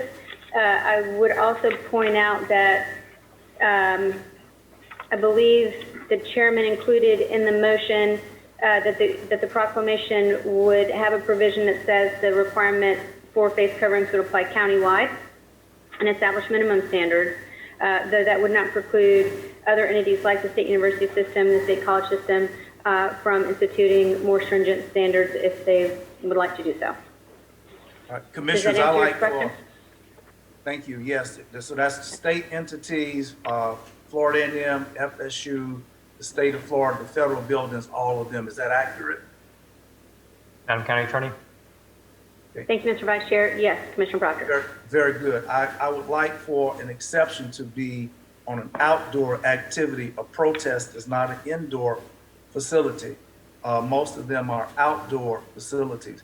And unless you are politically disinclined to support them, to choose protest as a focal point and not choose sporting events is something wrong about that. And I would say that we need to exempt protest. Thank you, Commissioner Proctor. Any other speakers in the queue? Mr. County Administrator. No, there are not, sir. Okay. Let me go ahead and, our chair in past meetings has talked about the difficulty of doing this by Zoom, I didn't quite appreciate what he was talking about until today. So please bear with me. I know it seems a little disjointed, but I'm learning as I go. Let me sum up here. I had a couple questions just to clarify some of the discussion. Mr. Chair, shortly after you made your motion, you talked about how if it was under a roof, people are required to wear a mask under your motion. But let me get some clarification on that, because I think what you meant to say, I might have misunderstood what you're saying, but you're required to wear a mask if you have difficulty maintaining the 6-foot social distance from people under that roof, correct? If you are dealing with the public, like a library, like a grocery store, like a restaurant, and you're walking around, you're wearing a mask. If you're in an engineering office and you're with your coworkers and you're socially distant, then you do not have to wear a mask. The difference is dealing with the public and the public. So that's the rub here. If that makes sense. It does. That clarifies yeah, good point. Very much yeah. what you're talking about. Right. The second question I have for the county attorney is, if we pass the motion as it currently stands, it's defined as an emergency order. The penalty would be a second-degree misdemeanor and a fine of $500. Is that correct? Up to. A second-degree misdemeanor is punishable by a fine of up to $500 and up to 60 days imprisonment in county jail, or both. Those are the penalties for a second-degree misdemeanor. Okay. If we wanted to go the route of, say, Alachua County, which actually has the mask-wearing component of their emergency order as a different set of penalties, lighter penalties, we would then have to go the public hearing route with the ordinances. Is that correct? Okay. Yes. Okay. That's it for my comments and questions. Any other discussion before we move to a vote? Yes, Commissioner Proctor. County Attorney, is there a distinction between the outdoor and the indoorness, or is the outdoor given the same focus as the indoor? Can you distinguish a little bit about, or in your hearing today, are protests as outdoor activities the only places? What about family reunions and all that kind of stuff? Is the protest the only outdoor event that's included to be enforced as an indoor activity? Madam County Attorney. Thank you, Mr. Vice Chair. So, Commissioner Proctor, under the motion as it's been made, only individuals in business establishments, as that's defined, would fall within the requirement to wear the face mask. So, any protest that's outdoors and that's not under a roof would not be subject to the requirement. Even if a protest were indoors, they wouldn't fall within the definition of a business establishment, because that means a location with a roof overhead under which any business is conducted, goods are made or stored or processed, or where services are rendered. So that, again, would not fall within the definition of business establishment and would therefore not be covered by the face covering requirement. All right, so if I'm voting for this measure that's on the floor right now, I am not voting for something that will give the police a basis to mess with protesters because they don't have on a mask. Is that accurate? Is it not? Madam County Attorney. That is correct, Commissioner Proctor. Thank you, Mr. Chairman. Commissioner Proctor. Mr. Chairman, you've got Commissioner Dozier on deck. Great, thank you, Commissioner Dozier. Thank you, Mr. Chair, Vice Chair. Just before we come to a vote, I think we're coming into the conclusion here. Just wanted some clarification. The language for the medical exemptions. The last I saw, I think, Madam County Attorney, you were handing the chair some language on that. Are we sticking with where we are? Do we want to read the two different interpretations? What's the appetite on that? I wasn't sure, Mr. Chair, where you landed as the maker of the motion. Mr. Chair. I glanced at Alachua's medical exclusion. I'm fine with it, frankly. I was a little concerned that we might be branching off into unknown territories. But, you know, as I said, this is a week at a clip, and we'll probably learn as we go. And I tend to agree with Commissioner Dozier. I don't think this goes away after the first couple weeks, so we'll have some time to hone this in. But I think, as Commissioner Maddox pointed out, let's get something out and started, and we can clean it up. But you want to read that language just so the general public hears what is being considered? Mr. Vice Chair, may I? Yes, Madam County Attorney. Thank you. Okay. Just so that everyone is aware of the language that's up for debate right now, there's a sentence in the exception for persons with medical conditions in the Alachua County order that says, it is the intent of this provision that those individuals who cannot tolerate a facial covering for a medical, sensory, or any other condition which makes it difficult for them to utilize a facial covering and function in public are not required to wear one. And I believe that might have been what Commissioner Jackson was alluding to in his earlier comment. Yeah, and to answer your question on point, Mr. Vice Chair, Commissioner Dozier, I'm fine with that. I think that helps kind of clarify a little bit. Yeah. Okay, so Mr. Chair, you would accept that as a friendly amendment? Yes, thank you. And Commissioner Lindley, were you the second? Commissioner Maddox. Maddox, I'm sorry. Commissioner Maddox, will you agree to that friendly amendment? Okay. Yes. And the second piece of clarification, Mr. Vice Chair, was I almost hate to do this now that, Madam County Attorney, you have just clarified for the third time, encouraging people to wear masks where they can't social distance, and that we're not talking about anything outdoors enforcing that. So you had some language encouraging people to wear masks. Is that accepted as an amendment into the language, or do we want to not include that? Mr. Chair. Sure. Can you repeat the question? I'm sorry. Mr. Dozier. Could you repeat that?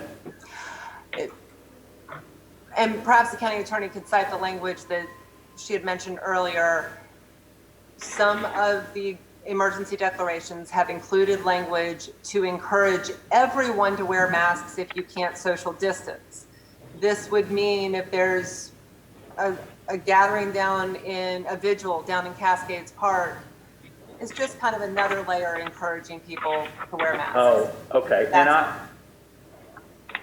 I'm fine with it being in the order. I think it kind of goes without saying with what we've been doing from a public relations and just a general information since we started, but I don't see any harm in that. Yeah. So, Mr. Chair, you would accept that as a friendly amendment? Yes. Commissioner Maddox, would you accept that as a seconder? Okay, great. Commissioner Dozier, any other questions or comments? No, sir. Those were the two things I wanted to clarify. Thank you. Okay, thank you. I've got Commissioner Maddox in the speaker's queue, and after that, Commissioner Lindley. Madam Attorney, can you speak a little bit to the, with the emergency order, what is are there penalties attached to the emergency order? That's my question. Mr. Vice Chair? Okay, Madam County Attorney. Yep. Thank you, Mr. Vice Chair. Yes, Commissioner Maddox, the penalty for violating an emergency order, one of these proclamations, is consistent with Chapter 252 and with our own Code of Ordinances. It is a second-degree misdemeanor. It is a criminal offense, and the penalties are a fine of up to $500 or imprisonment up to 60 days in county jail, or both.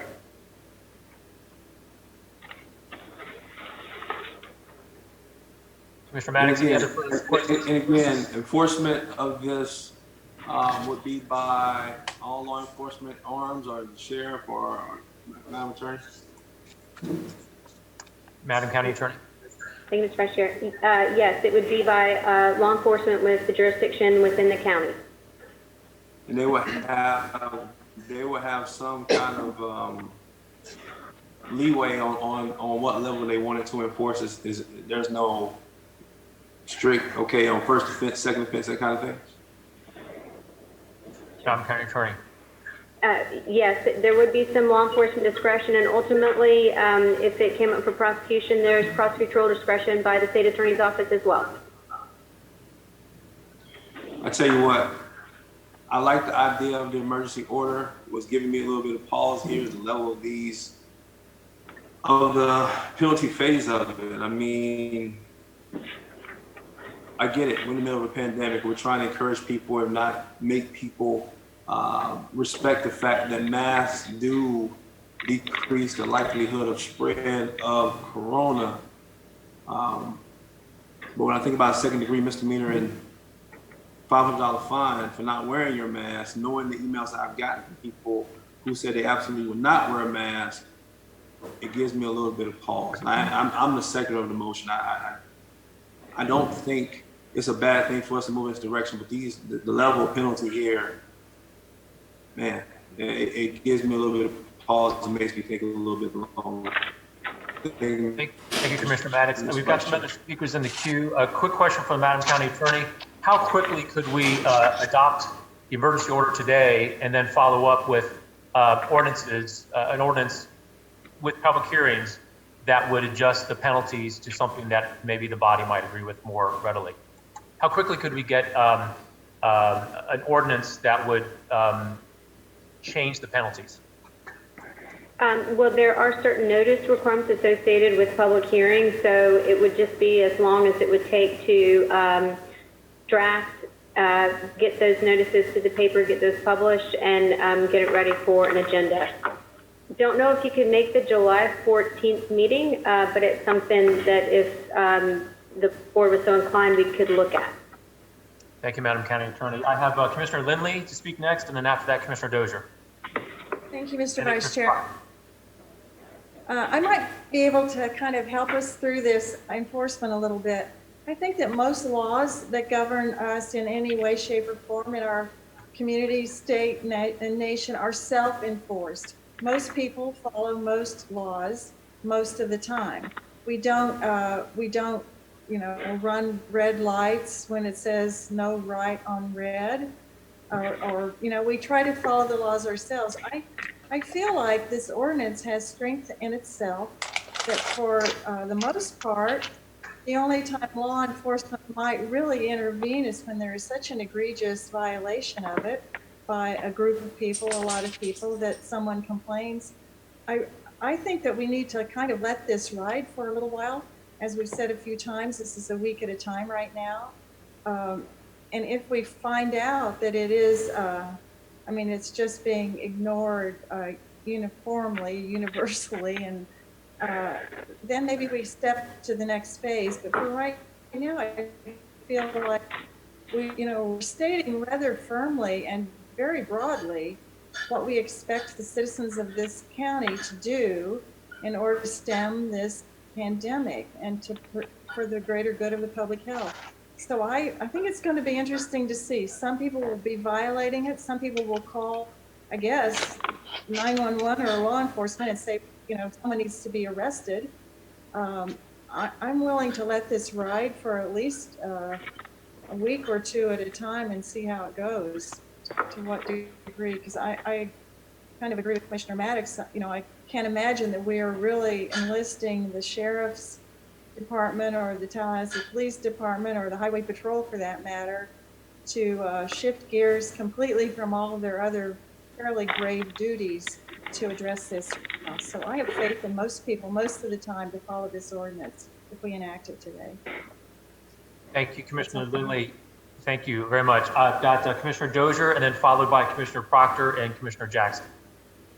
Commissioner Thank you, Mr. Vice Chair. I brought up the ordinance issue and the enforcement issue earlier, and Commissioner Maddox, I have to say, I'm glad you asked that second line of questions, because I was surprised to hear you say we didn't need to go to an ordinance. Based on what you said in the past, and I don't mean to single you out, but I think you asked the right line of questions there about the fines, the criminal penalties, and whether or not we have some flexibility. So thank you for digging into that a little bit more. Commissioner Lindley, I agree. A lot of people do follow rules. People follow seatbelt rules. That's the public safety. We follow a lot of other types of rules, but it takes some time to get to that compliance. And let's be blunt here. This has been 3 months of mixed messages, and this has gotten incredibly political. I am worried for our business owners and others who are going to have people coming and getting upset, even though we're the ones imposing this. And I hope, they can point back to us for comments and concerns. They don't need to take the brunt of that. On the other hand, I don't want to open the door to a really heavy-handed enforcement when this should be about public education. It's about public health. And what I've seen, I believe it was in Monroe, where there was Madam County Attorney, please correct me if I'm wrong here, but I think in Monroe there was kind of a sliding scale. So it was a kind of a first offense, second offense type thing. I do not want to wait very long to get to the ordinance. As I said, I was going to bring this up after we dispense with this motion, and I'm going to make another motion for this. I don't want to wait a month for that ordinance, frankly. If the chair is willing to call another meeting, we can let this slide for a little while. But if we start seeing people in heavily policed communities also charged a fine because they're not wearing a mask, and we haven't even gotten to the question of maybe not having a mask or not having heard about this, that's going to be a major problem. I don't think we're going to see a lot of people fined, for arguing that they should wear a mask or not wear a mask in one of the grocery stores. I am concerned about this, and I think we should all be. If we're going to do this, and it's going to be more than 2 or 3 weeks, it seems simple enough to come back for one special meeting and approve an ordinance that would reduce the penalties and give us more flexibility. The emergency declaration is our only option for today if we want to do something quickly. Given the increase in numbers and the advice from our healthcare professionals, from global to national to state to local, we need to do this today. If I had my preference, I would wait for the ordinance because of the penalties are so extreme. So I just wanted to lean into that a little bit more. If we do this for a week or 2 weeks and we come back to the ordinance, I don't think we'll see a lot of those problems with fines and criminal penalties. If it goes on longer than that, I fear we will. So again, I'm going to save that for another motion, whether it gets traction or not. But since the question was brought up now, I do think this is an extreme level of enforcement and penalty. And it's our only option today. So we need to revisit this soon. Thank you. Thank you, Commissioner Dozier. I've got Commissioner Proctor, and then after that, Commissioners Jackson and Maddox. Commissioners, I agree with Commissioner Dozier that this is heavy-handed. The penalty phase In some respects, Ms. Blackburn has told us at a previous meeting that African Americans are dying disproportionately. And the last time she mentioned 50%, and today, just off the top, she's thinking that the numbers are still 50% of black deaths to those who are dying who are non-black.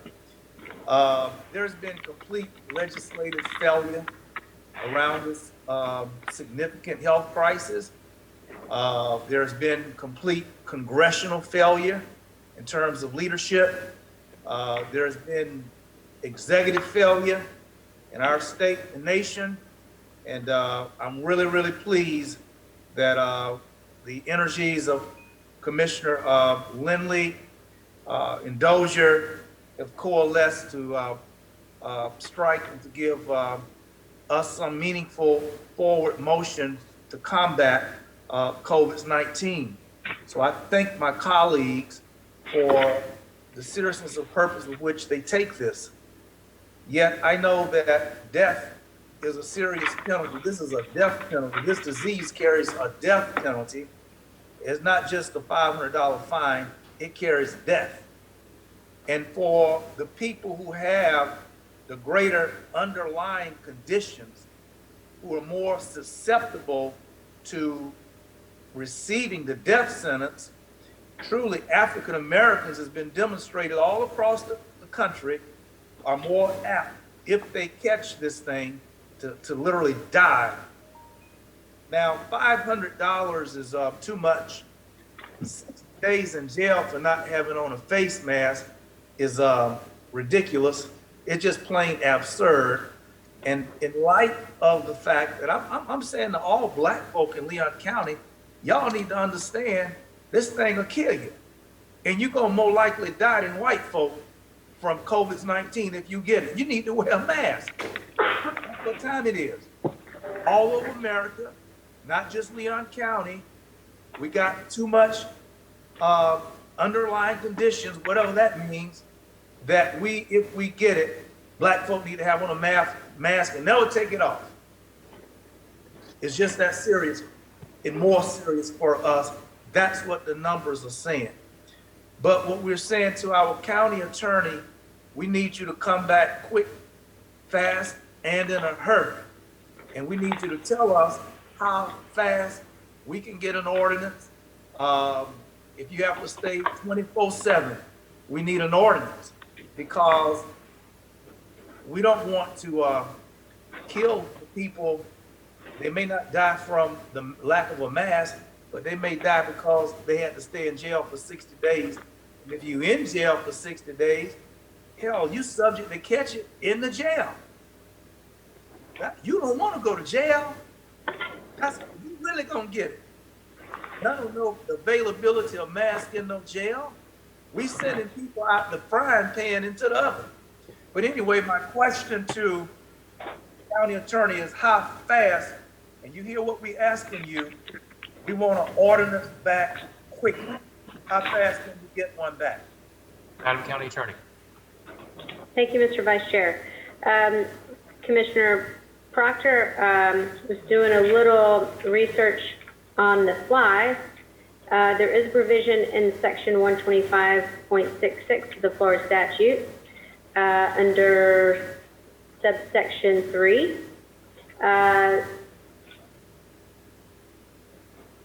that provides for emergency enactment of ordinances. And it says the Board of County Commissioners at any regular or special meeting may enact or amend any ordinance with a waiver of the notice requirement, typically required under the statute, by a 4/5 vote of the membership of the board, declaring that an emergency exists and the immediate enactment of said ordinance is necessary. That right there, commissioners, is what I think we need to do. And we need to do that, and whatever we can incorporate in whoever made the motion, because me and Commissioner Dozier, we don't think that 60 days in jail is common sense, because it's too many black people already in jail, 70-some% of them out there. they're apt to catch the thing, and that ain't no place to put somebody to trying to save them from getting the cooties to go out to the jail. That just, that as a health director, Ms. Blackburn, as a health decision, putting people in jail is not gonna stop the spread. There's a whole bunch of black people out there got it, and you're more likely to get it out there with them.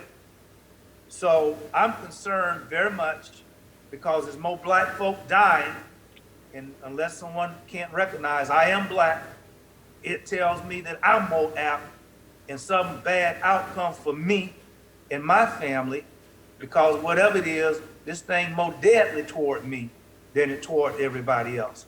So we need to put masks on people's faces, and we ain't got to put them in jail for 60 days if they didn't have one. That's the point. So to the recommendation offered by our county attorney, at least the explanation, can we please incorporate that and fast forward an ordinance? So in a state that has no leadership from the executive branch, flip-flop around, spineless, no leadership from the legislature, as a board of county commissioners, we are tasked to render leadership, care, vision for our jurisdiction. And that's what we're trying to do, and I'm all right with what we're trying to do. So thank you, Mrs. Osteen, and commissioners. I hope that you will be open to the explanation she's provided. Thank you, Chair. Thank you, Commissioner Proctor. Next speaker is Commissioner Jackson and then Commissioner Maddox. Yeah, I just want to be clear. I support the motion as stated regarding under roofs. And I do believe that there needs to be a time for for it to function under the emergency order. And we can take a look at a later date. I'm not going to bog down into what everybody has already said over and over again. But I want to make sure that I do think it's excessive, Commissioner Maddox, to your comments. I do think that's excessive. That may be something that we can look at after a week or 2 weeks of working under the emergency order. I'm not prepared today to discuss an ordinance. Thanks. Thank you, Commissioner Jackson. Commissioner Maddox. Thank you, Mr. Vice Chair. Commissioner Dozier, you were right. I mean, when we got down to the vote, I had to ask the question about the penalty just to be clear, because I got a little lost in what you were saying and then what the chair was saying, but the county attorney surely clarified exactly what I thought I was hearing. But the fact of the matter is, I think Commissioner Jackson is right in that we need to do something today. I actually said that myself in the beginning. We need to do something today. But I would like to also see in that motion that we have the county attorney bring back to us at our next meeting, which would be when? Or no, because I think we're off in the month of July, correct? There's no meeting in the month of July, Vince? We're meeting on July 14th. Okay, so I would actually like to see if a ordinance come back at that meeting, if not sooner, for us to consider with lesser penalties. Like I'm going to sit right and tell you, I think those penalties are excessive. I do know what we're trying to do, and a lot of people will say, hey, if you don't want the penalty, wear the mask. And then the other part of it is, the sheriff is, getting some people out of there while he enforces this to take people to jail. I just don't like the idea of having an ordinance that has that kind of penalty attached. I do like the idea of us doing something. So what I'm willing to do today is I'll support the emergency order, but I also need us, and whether it's Commissioner Dozier's motion, if she wants to make it that the county attorney comes back with that ordinance at the 14th meeting, if not sooner, or Mr. Chair, if you want to add a amendment that the county attorney does that, I want to see an ordinance with penalties that are a lot more reasonable than the penalties that are attached to the emergency order. That's just my 2 cents on it. I'm standing pretty firm on that one. Thank you, Mr. Vice Chair. Thank you, Commissioner Maddox. Mr. Chair, did you want to respond to Commissioner Maddox's suggestion? Yes, thank you, Mr. Vice Chair. I think when Commissioner Dozier made the suggestion early on, I agree. I think they are onerous, and they should be certainly, the conversation is, let's get something on the books today. And I would offer, why don't we take, we had offered, I said, let's do a separate motion that says, let's bring that back, which I think makes perfect sense. And I'll commit that in the event that, and we can plan on the 14th, and if for some reason we find that, it's turning into a mess out there and law enforcement has got people in the jail and we need to weigh back in, then I'll accelerate that and try and get a meeting put in place prior to that. But I would reserve some level of judgment on that. But I would say let's target the 14th meeting to have whatever the hearing or the first reading or the ordinance, whatever we would need to do logistically to make that work. Does that answer your question, Commissioner Maddox? Yeah, Mr. Chair, for clarity, so what you're doing there, I'm sorry, Mr. Vice Chair, am I recognized? Yes, Commissioner Maddox. Okay, thank you. Mr. Chair, so as I understand what you're doing, is you are accepting the amendment that we bring back an ordinance on the 14th, correct? Well, I was going to say, let's just make it a separate motion. Separate motion right after we finish this. It starts to get kind of confusing. Yeah. That's fine. I will go ahead and support this motion, but I will be the first to second Commissioner Dozier's motion that we bring back that ordinance on the 14th. I think it's very important for us to do, if not sooner. And I apologize for the confusion earlier. I'm glad I asked a clarifying question of the county attorney about those penalties, because again, that to me is very excessive. Thank you. Yeah. All right. Thank you, Commissioner Maddox. Any other speakers? Well, let's go ahead and wrap this up before we put it to, Commissioner Dozier? Commissioner Dozier, yeah. No, sir, I'm sorry. I was going to wait until after the vote. Thank you. Okay, thank you, Commissioner Dozier. Let me wrap this up real quick. I support the motion on the table. Like many, I agree that the penalties of the second-degree misdemeanor and the fine and it's far too stringent for what I think is appropriate here. But I think the most important thing is for us to get something on the books now. My whole position on this has been based on what we've all heard from, the CDC recommendation, the Florida Surgeon General, the Florida Medical Association, urging local officials like us to pass something that would make masks a requirement. Early research shows that wearing masks can reduce COVID-19 by as much as 40 to 60%. That's a study that has a lot of merit with me. So for these reasons, I support the motion. And I guess let's go ahead and put it to vote. All those in favor of the motion as stated by Commissioner Deloge and amended twice, please say aye. Aye. Any of those opposed? Aye. Any of those opposed? Okay, the motion passes unanimously. Any other, Commissioner Dozier, your turn to speak, ma'am. Does it come back to me? Thank you, sir. Yeah. Oh, why don't I go ahead and relinquish the gavel to our chair? So therefore, sir. Thank you, Mr. Vice Chair. You did an admirable job under extenuating circumstances. Thank you very much.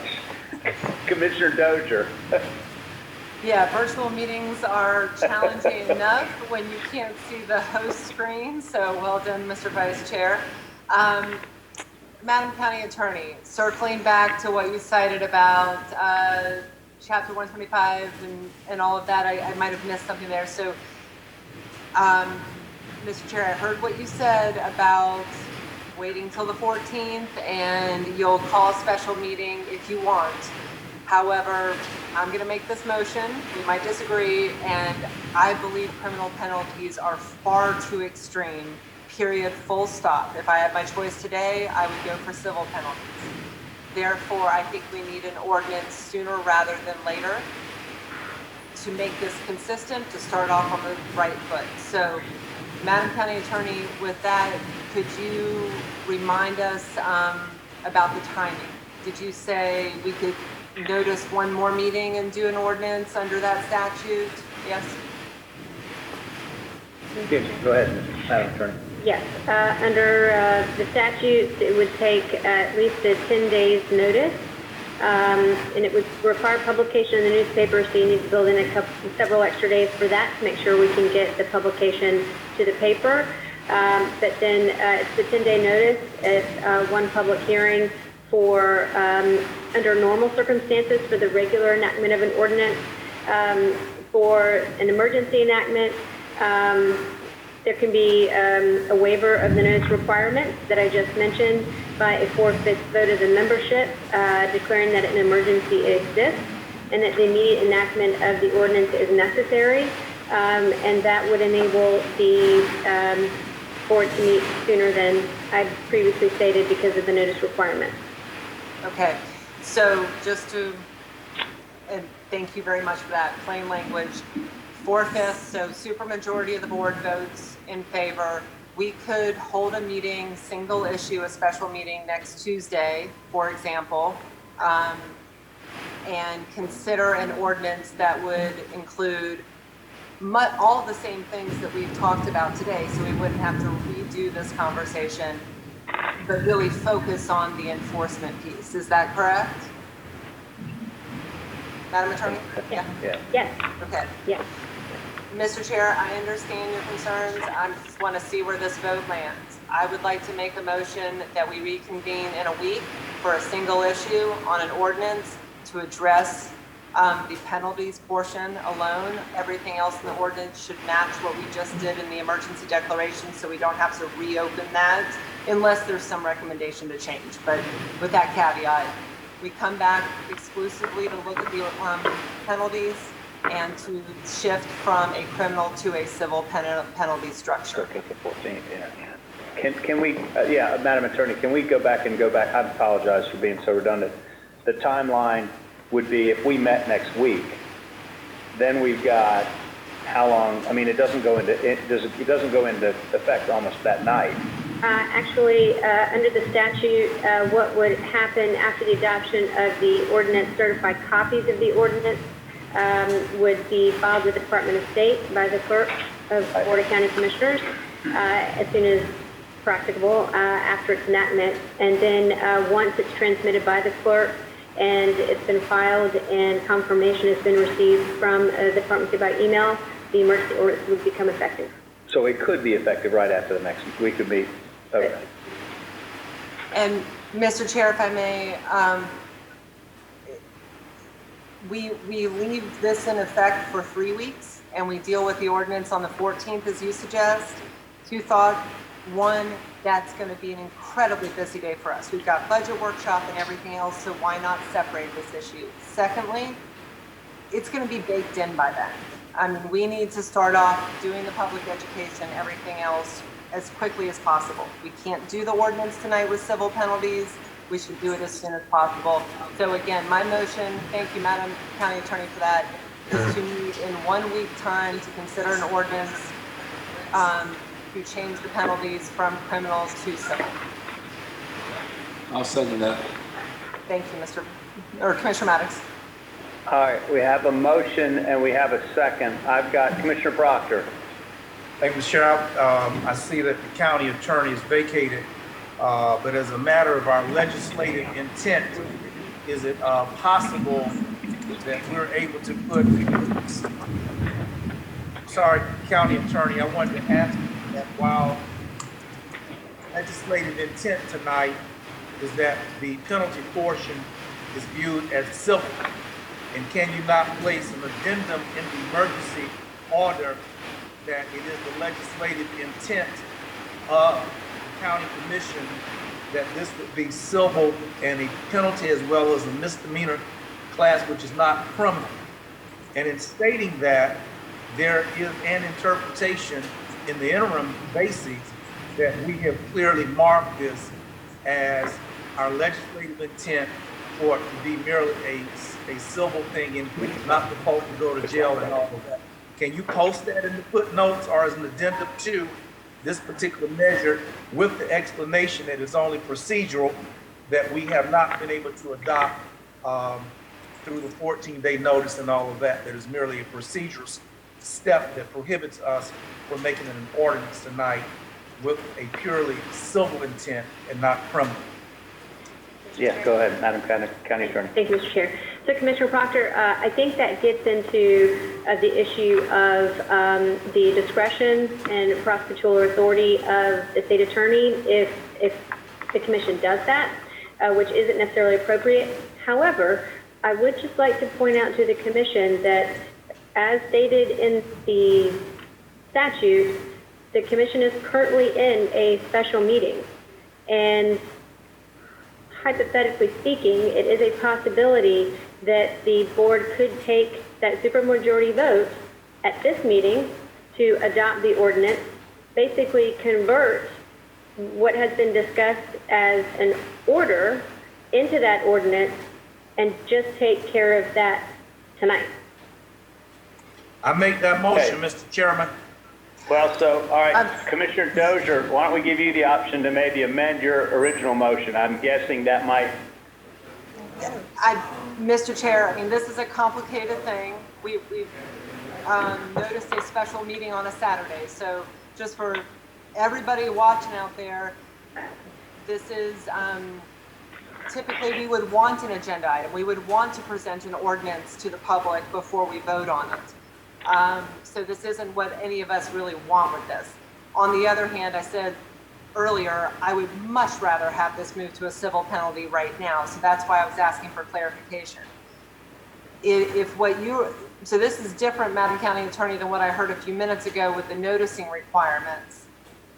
And what you're saying is we could use the language identical of what we just passed in the declaration, change the penalties, and be done with it today. And I would like to amend my motion to do that if that's possible, but I think we need to read or have something in the record on what those penalties and what that structure is. yeah, Right. Madam County Attorney, you want to maybe elaborate on that or? Sure. For clarification, Commissioner Dozier, so under the regular enactment process, it requires a 10-day notice and publication in the paper. So if the board had contemplated under your motion meeting next Tuesday, it would not have been able to meet the requirements, the notice requirements for the enactment of an ordinance under the regular process. So even if the board wanted to meet next Tuesday, instead of taking the action this evening, there would still have to be a vote of a supermajority stating, as required in the statute, that an emergency exists, and that the immediate enactment of the ordinance is necessary.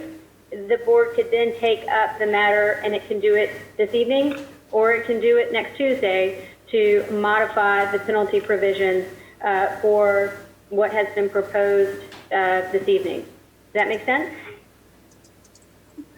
Yes. It's clear as mud. Yeah, no, I'm kidding. Yes, ma'am, it made sense. It made sense. There's a lot of moving parts. So we can do it all tonight with the supermajority. That's great. Again, so I would like to amend my motion to go to that if we have agreement. If the second, Commissioner Maddox, I assume you would, agree with that. So are we looking then, Madam County Attorney, what is your recommendation? Are we looking at Monroe County and their, I'm going to it right now. I didn't think we were going to take this up. So their civil penalties and their process for that, we have not discussed this part at all. So we need some guidance on what those civil penalties might be. Go ahead, Madam. So point of order, could we go ahead and get an initial vote to enact an emergency ordinance, which is what's required under 125.66? It would require a determination by that supermajority that an emergency exists and that it is the immediate enactment of the ordinance is necessary. So could someone make that motion? I make that motion. I will withdraw my previous motion. I make that motion.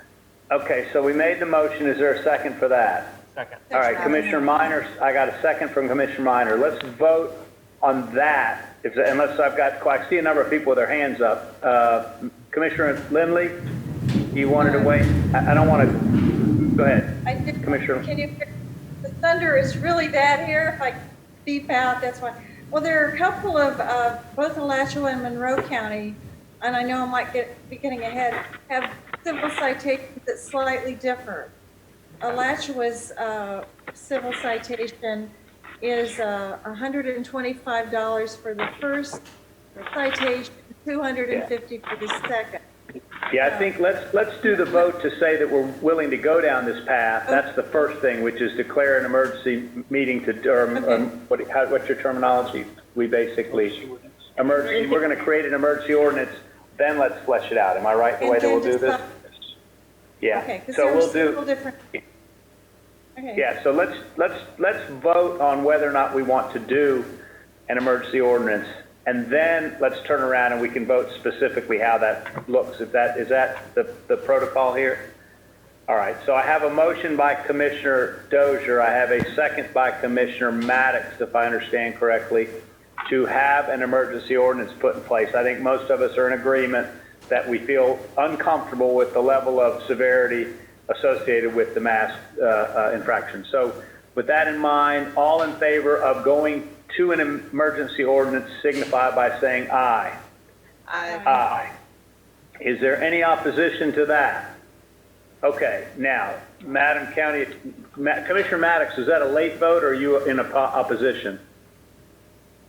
Commissioner Maddox, I assume, was that a positive vote? Yeah, I'm Who's in support? Okay, it's support. I'm sorry, yours was delayed. Thank you. Okay.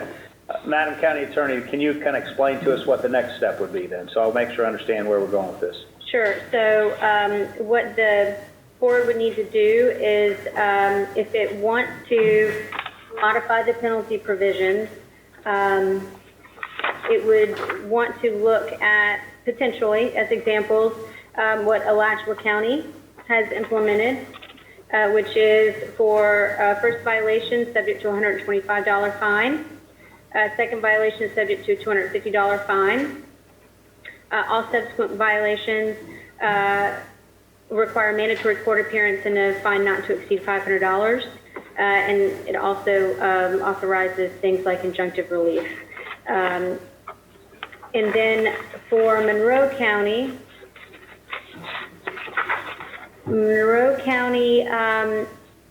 authorizes issuance of a civil citation. Now, please note that for Monroe County, their code inspectors enforce their ordinance. Okay, so that is a distinction between the entity that currently, under the ordinance in Monroe County, enforces its base covering requirement. Okay, they also authorize administrative notice of a violation, injunctive relief. They have certain other things in there, which is why they authorize a private right of action, and they're also providing for defenses because of the way that their requirement is structured and their ordinance is structured. But that is a little bit of information and some for consideration. Okay, commissioners, what's your pleasure? Commissioner, I've got Minor up first. Commissioner Minor. Thank you, Mr. Chair. I don't know if the county attorney is still in the room, but wanted to clarify and make sure that if we were to include the penalties akin to Alachua County, would enforcement be basically done by law enforcement, by the sheriff's office and TPD? Yeah, go ahead. Yeah, the county administrator. Yeah, I think it's positive. In that case, I'd like to offer a motion to adopt the penalties for our ordinance as part of modeling after the Alachua County ordinance, as the county attorney described. All right, we have a motion. I have a second by Commissioner Dozier. Okay. Commissioners, Commissioner Jackson.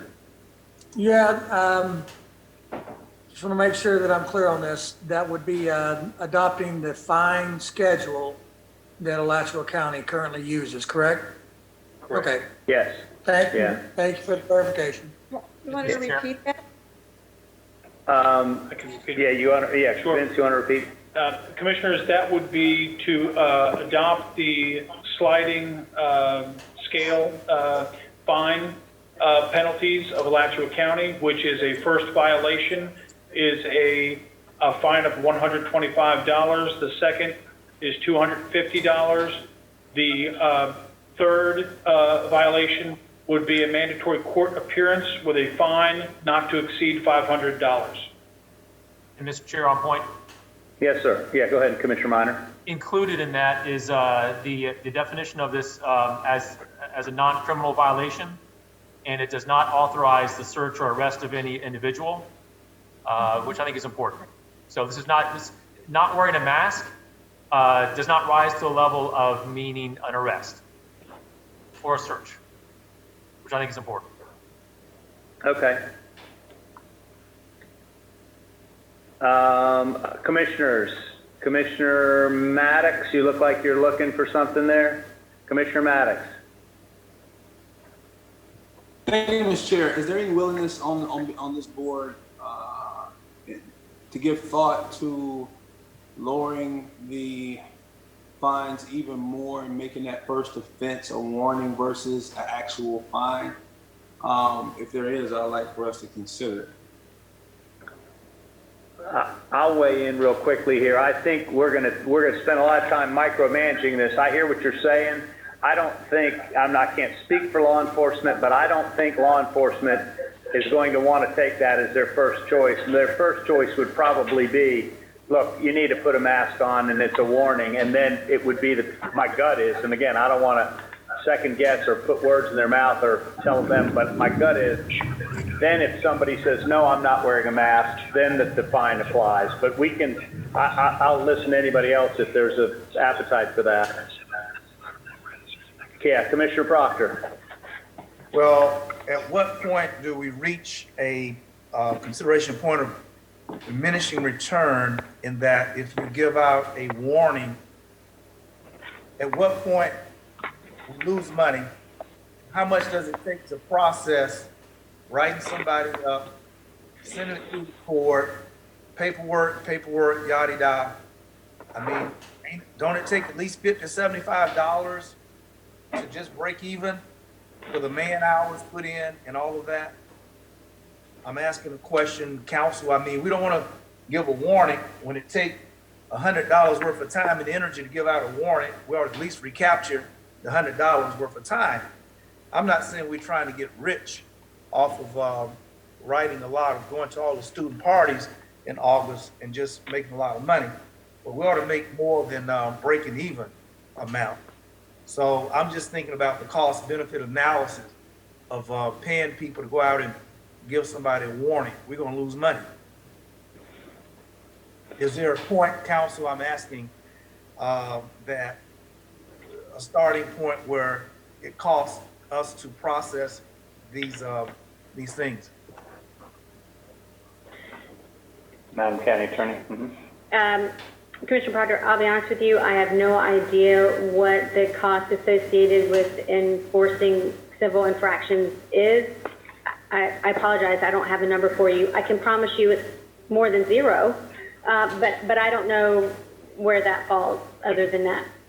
Well, that being said, Mr. Chairman, I would just say that I would offer to Commissioner Maddox the consideration of that it costs something just to warn people. And I think that the person who does not know, well, let me say it differently. Most people know that there is a pandemic. And I think that something Commissioner Lindley said very early in our meeting tonight, is there a way of placing a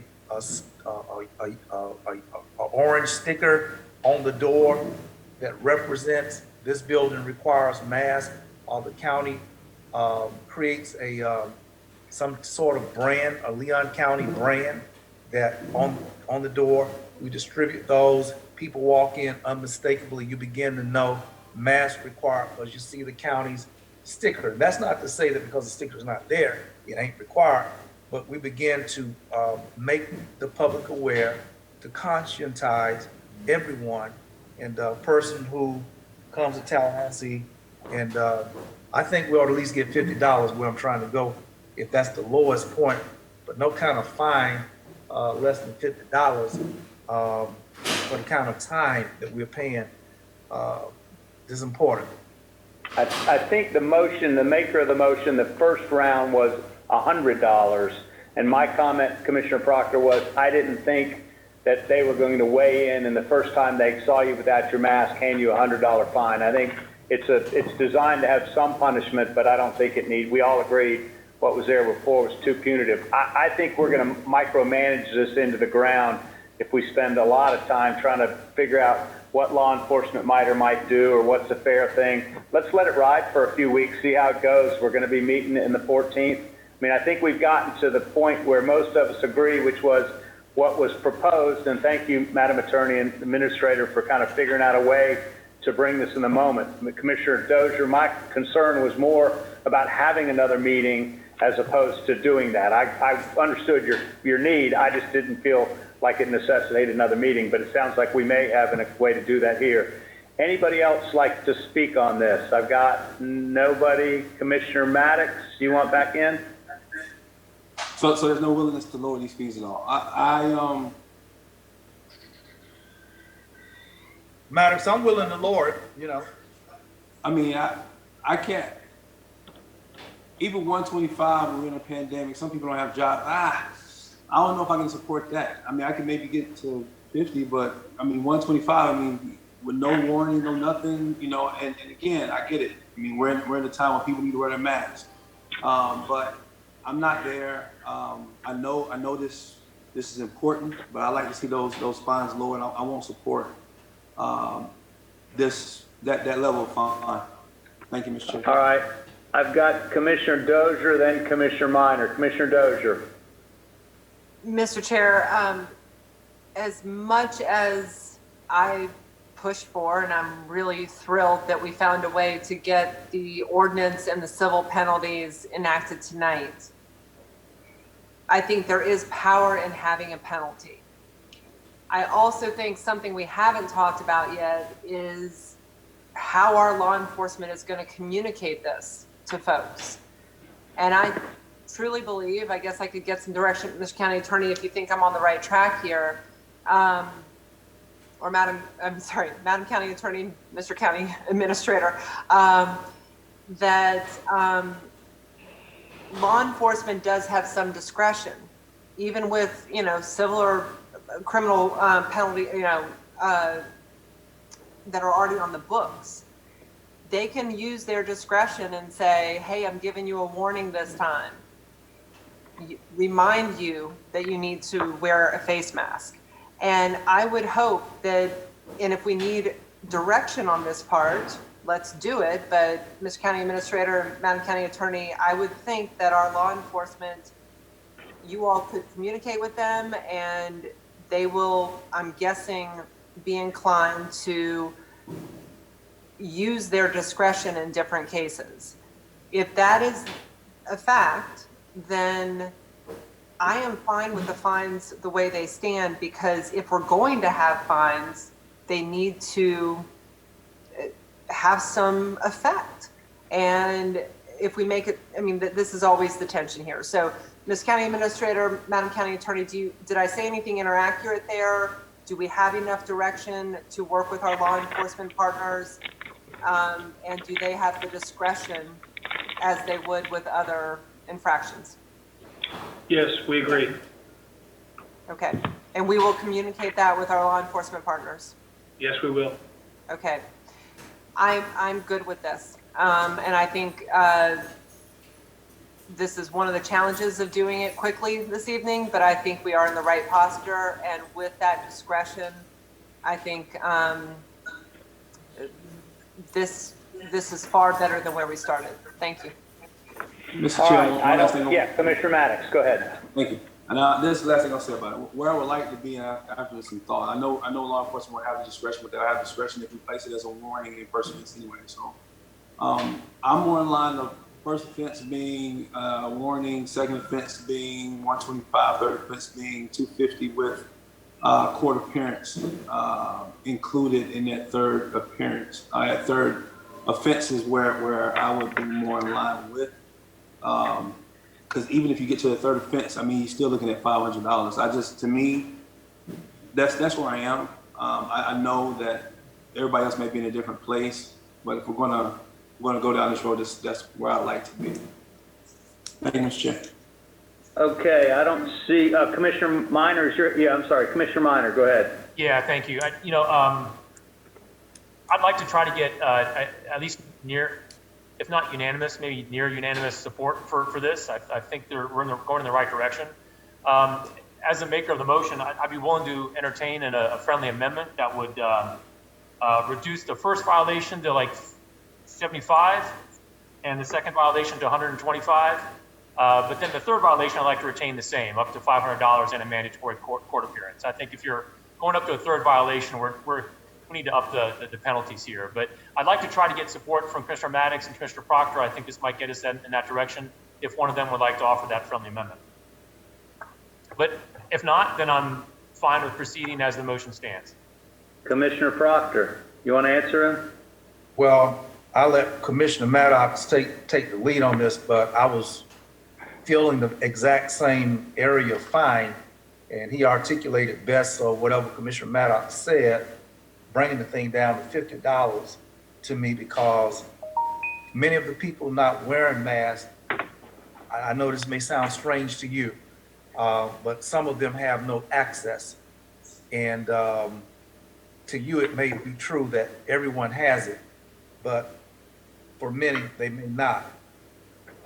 So I think that Commissioner Maddox wants to recalibrate the punishment down, and I support that and would ask if he would re-articulate his position, and his position I support. If Commissioner Maddox, Mr. Chairman, you allow him to assert Commissioner that. Maddox, you want to weigh back in, and then I've got Commissioner Lindley and Commissioner Dozier.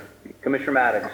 It's up to making a motion, but where I was a warning on the first offense, second offense being 125, third offense being 250, and mandatory court appearance. That's right. Okay, so that we slightly differ in that first offense would be $50, and that second 125, and that third 250 is where I was. Commissioner Minor, is that all right? 50, 125, 250? I'd accept that. 50, 125, and 250? Correct.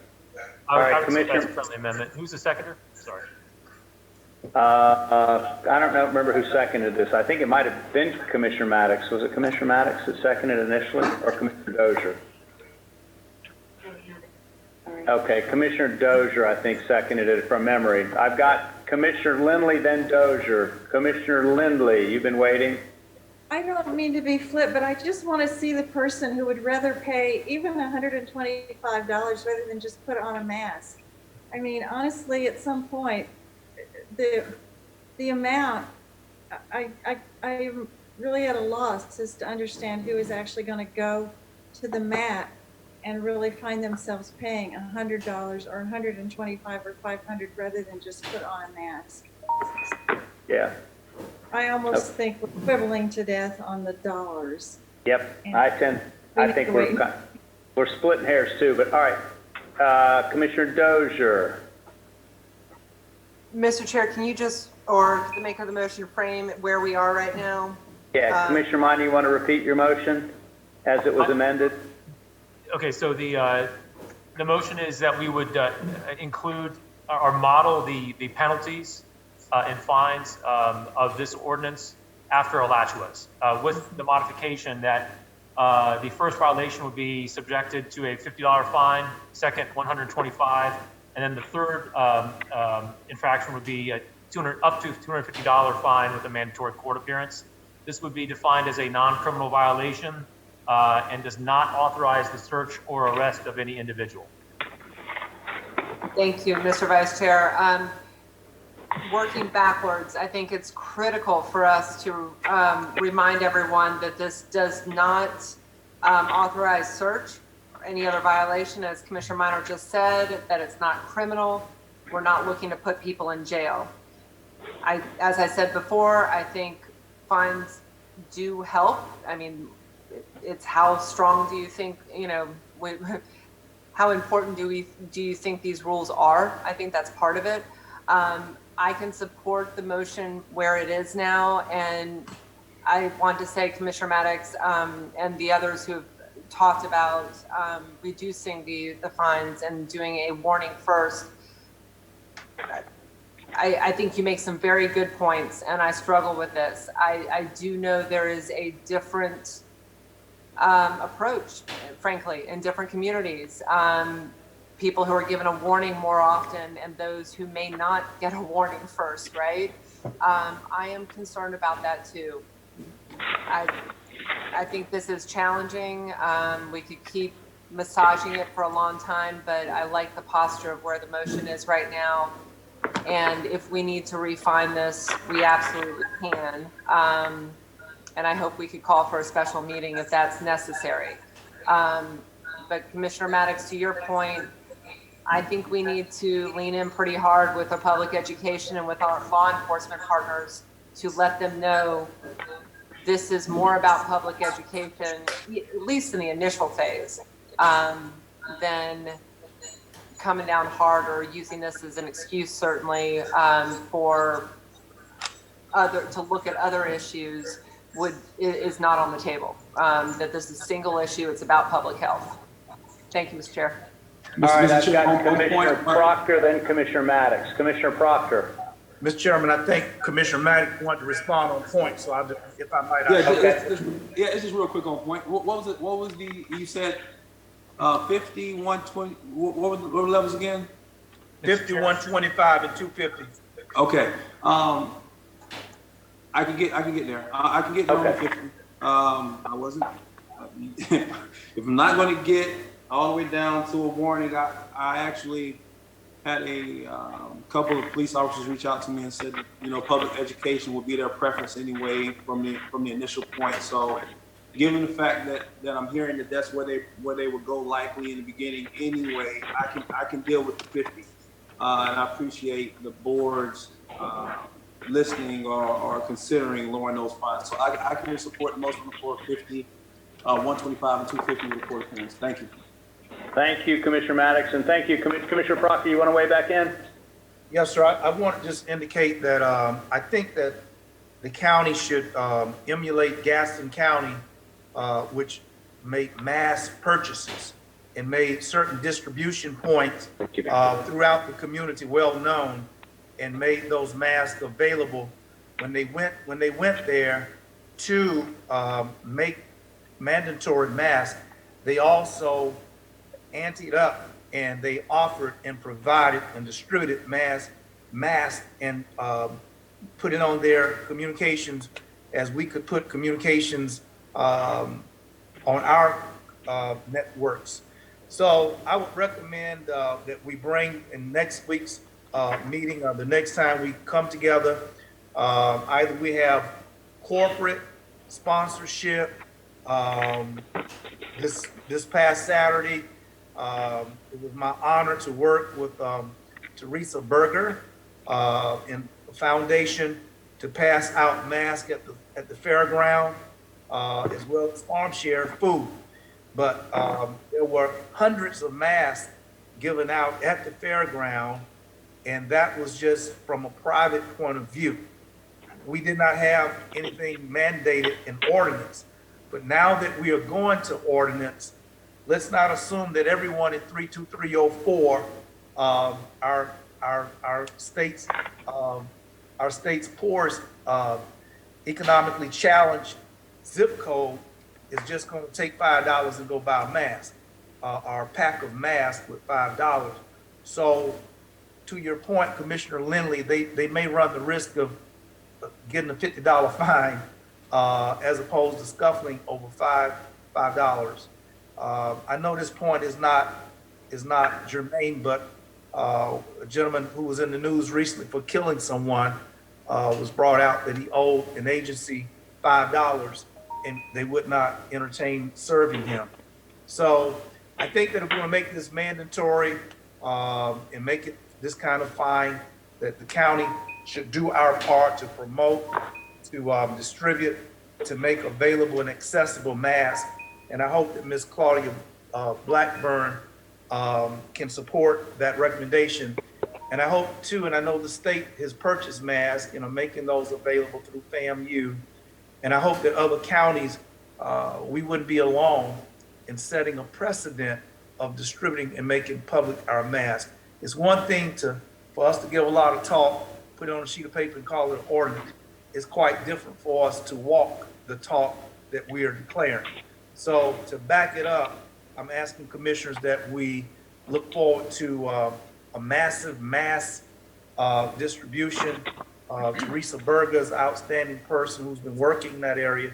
I offer her name as one of those distributors. Commissioner Also, Proctor, I think our administrator is dying to answer you here. He's got an answer, and he's been chomping at the bit, kicking me under the table to answer you and get in front of this. Thank you, Mr. oh, Chairman. wait. What was he doing under the table, Mr. Chairman? Commissioners, as you know, we have been broadly distributing cloth masks to this point. But upon your actions tonight, we'll be prepared beginning tomorrow to do a distribution of an initial 30,000 cloth masks at county locations, facilities throughout the county.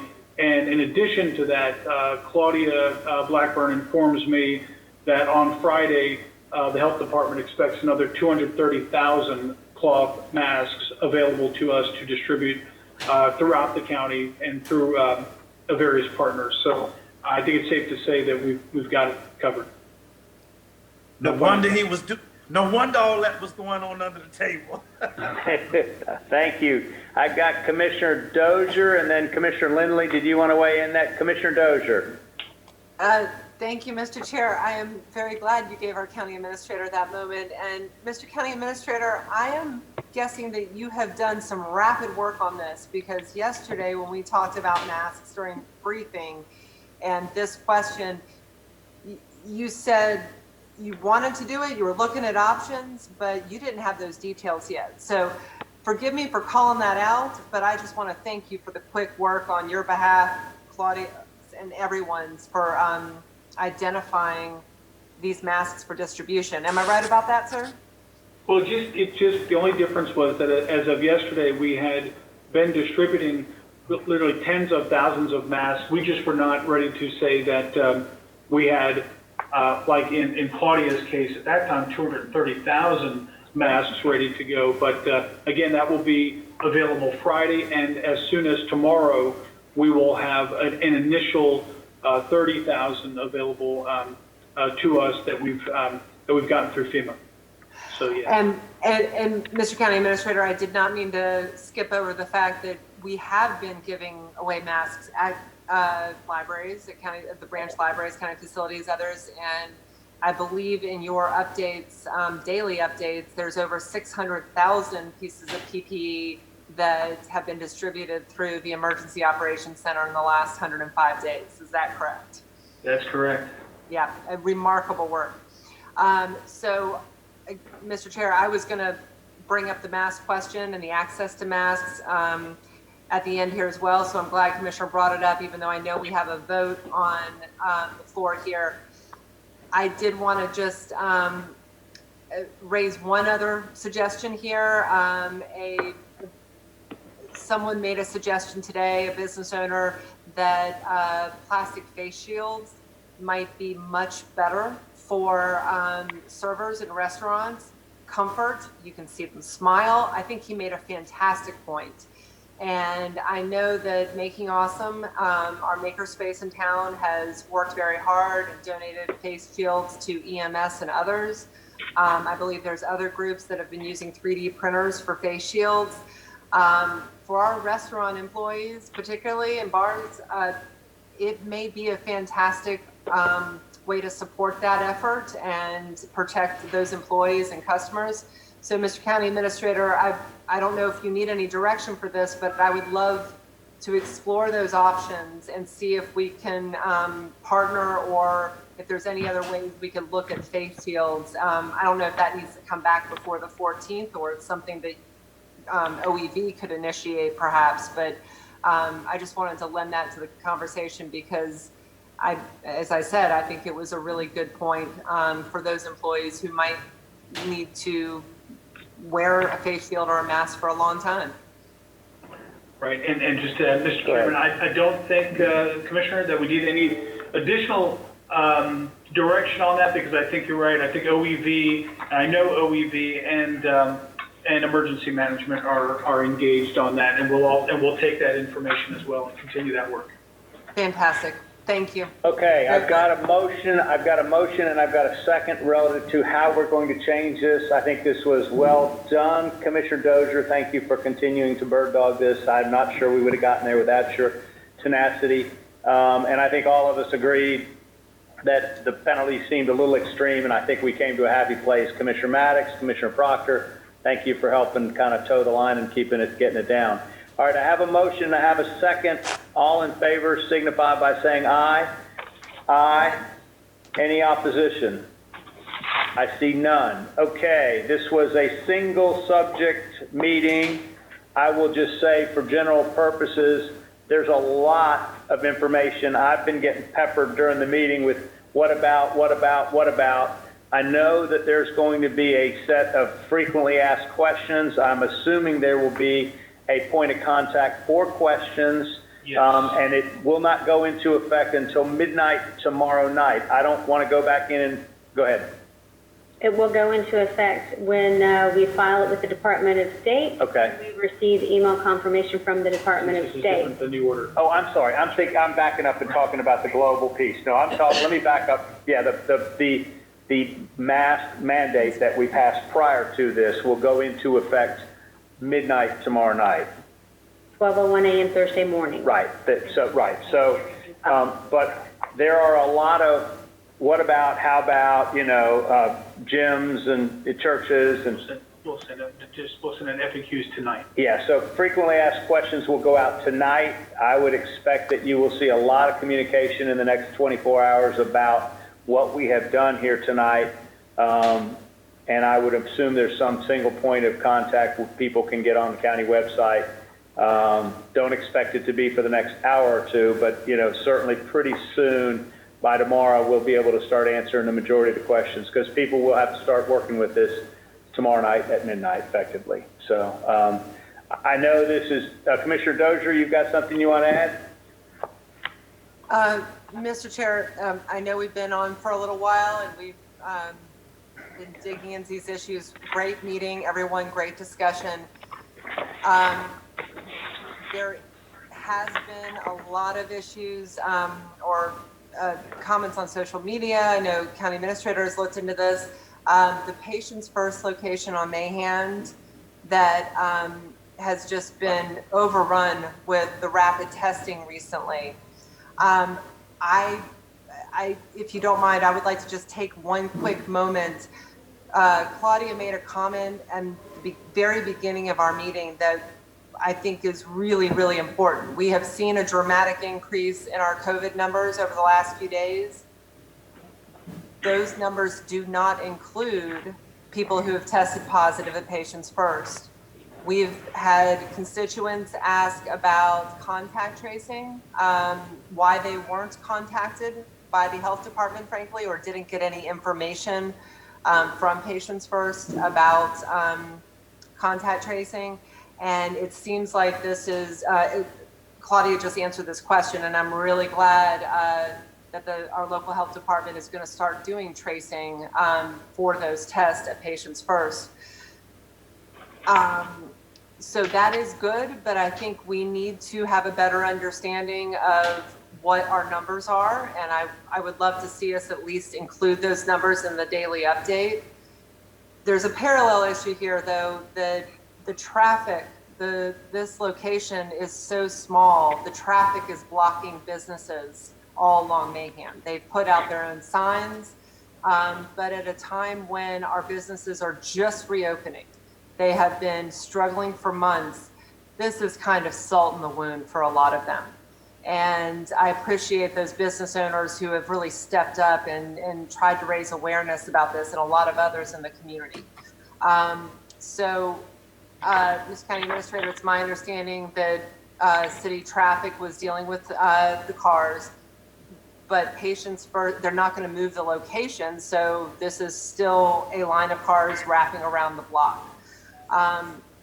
I'm wondering if there's anything else we can do. I think this is an inappropriate location for this volume of traffic, and it could only get worse. So parallel issues, Mr. Chair. I think the numbers from the rapid testing should be included in our daily updates because they are positive numbers, and I'm really glad Department of Health is going to trace them. And secondly, what are our options to encourage patients first to move this? There's a vacant building just up the road. There are other options here. Mr. County Administrator, anything? Thank you, Mr. Chairman, Commissioners. We are continuing to engage with Patients First through emergency management. I think our best option at this point is to deal with it from the demand side. People are going, I believe, to get the rapid test results, and Claudia can weigh in on this a little bit, but we are working very actively to offer this alternative in other places. And we think that by dealing it from the demand standpoint, we may be able to best address the issue. And we'll keep you informed, again, between emergency management and Claudia's office at the health department. We expect to be able to provide some additional information on that soon. Okay. Well, I look forward to that, Mr. County Administrator. Thank you for that.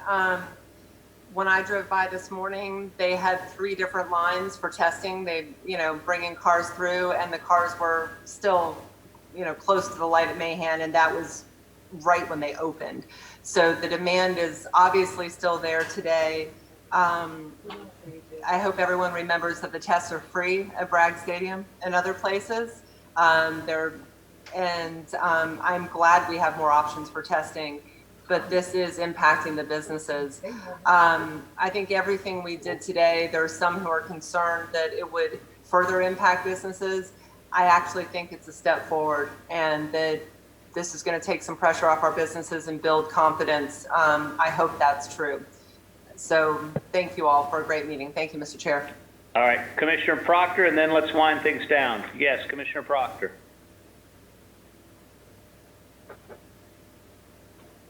Is he muted? You need to unmute.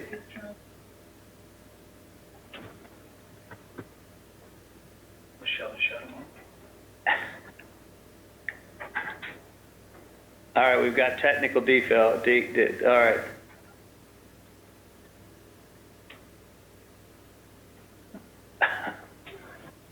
Commissioner Proctor, you still there? Yes, wait, sir, I got it. there he Thank is. you. Go ahead. Thank you. Okay. Commissioner Dozier brings up a great point, and I've said it to this commission before. Wendy's has the same impact. There's a line all the time around Wendy's that impacts the businesses with which cars blocking the driveway. I just don't exactly know how in the world these people have been down there for 1,000 years. Did I say Wendy's? I meant Chick-fil-A. I apologize. Chick-fil-A blocks everything. They just got a line go down there right now. Every time they open the door, they blocking off other people's businesses. So right now, these people got a product that the public wants, and there's a line to get to it. That's what the public is trying to get to. And I just don't think that, I think that those businesses that are being inconvenienced, and I empathize, but for the pandemic that we're having and the fear factor, no matter where you put the test, is going to be a line. We had a line, Mr. Chairman, Commissioners, on Saturday that went down Tram Road back up to Capitol Circle for people to get free food to get in the fairground. No matter where you take it, they're going to come. So I think, Commissioner Dozier, that we need to, and I've said to the commission before, we need to do something with Wendy's. I'm sorry, Chick-fil-A, do something with them because they do the same exact thing. I think that that medical facility has done a great job. They must be doing an effective job because if you don't do it right, people don't come back. So they got to be doing a good job. Right now, everybody might be a little inconvenienced. And I think that we should not put our staff out there to make us, I don't want to put staff out there picking on fights and starting stuff. What we want is exactly what's happening. We want folks to go get tested, and they go into the place they got the test. So tell them people that's complaining, That's what it's gonna be like for a little bit, and it won't be that way forever. It hadn't been that way before now, and they just might pick up some business if they put some signs in the window that makes a lot of sense to people. Thank you, Mr. Chairman. All right. Mr. Thank Chairman, you. I need to All let right. you know, Mr. Chairman, that the weather has cleared up. You can let us go now, but it is another Perfect. dark cloud. This is a great time to end. All right, I think it's a good time as any. I don't see any more reasons to delay this. Thank y'all for getting together. We stand adjourned. Have a good evening. What?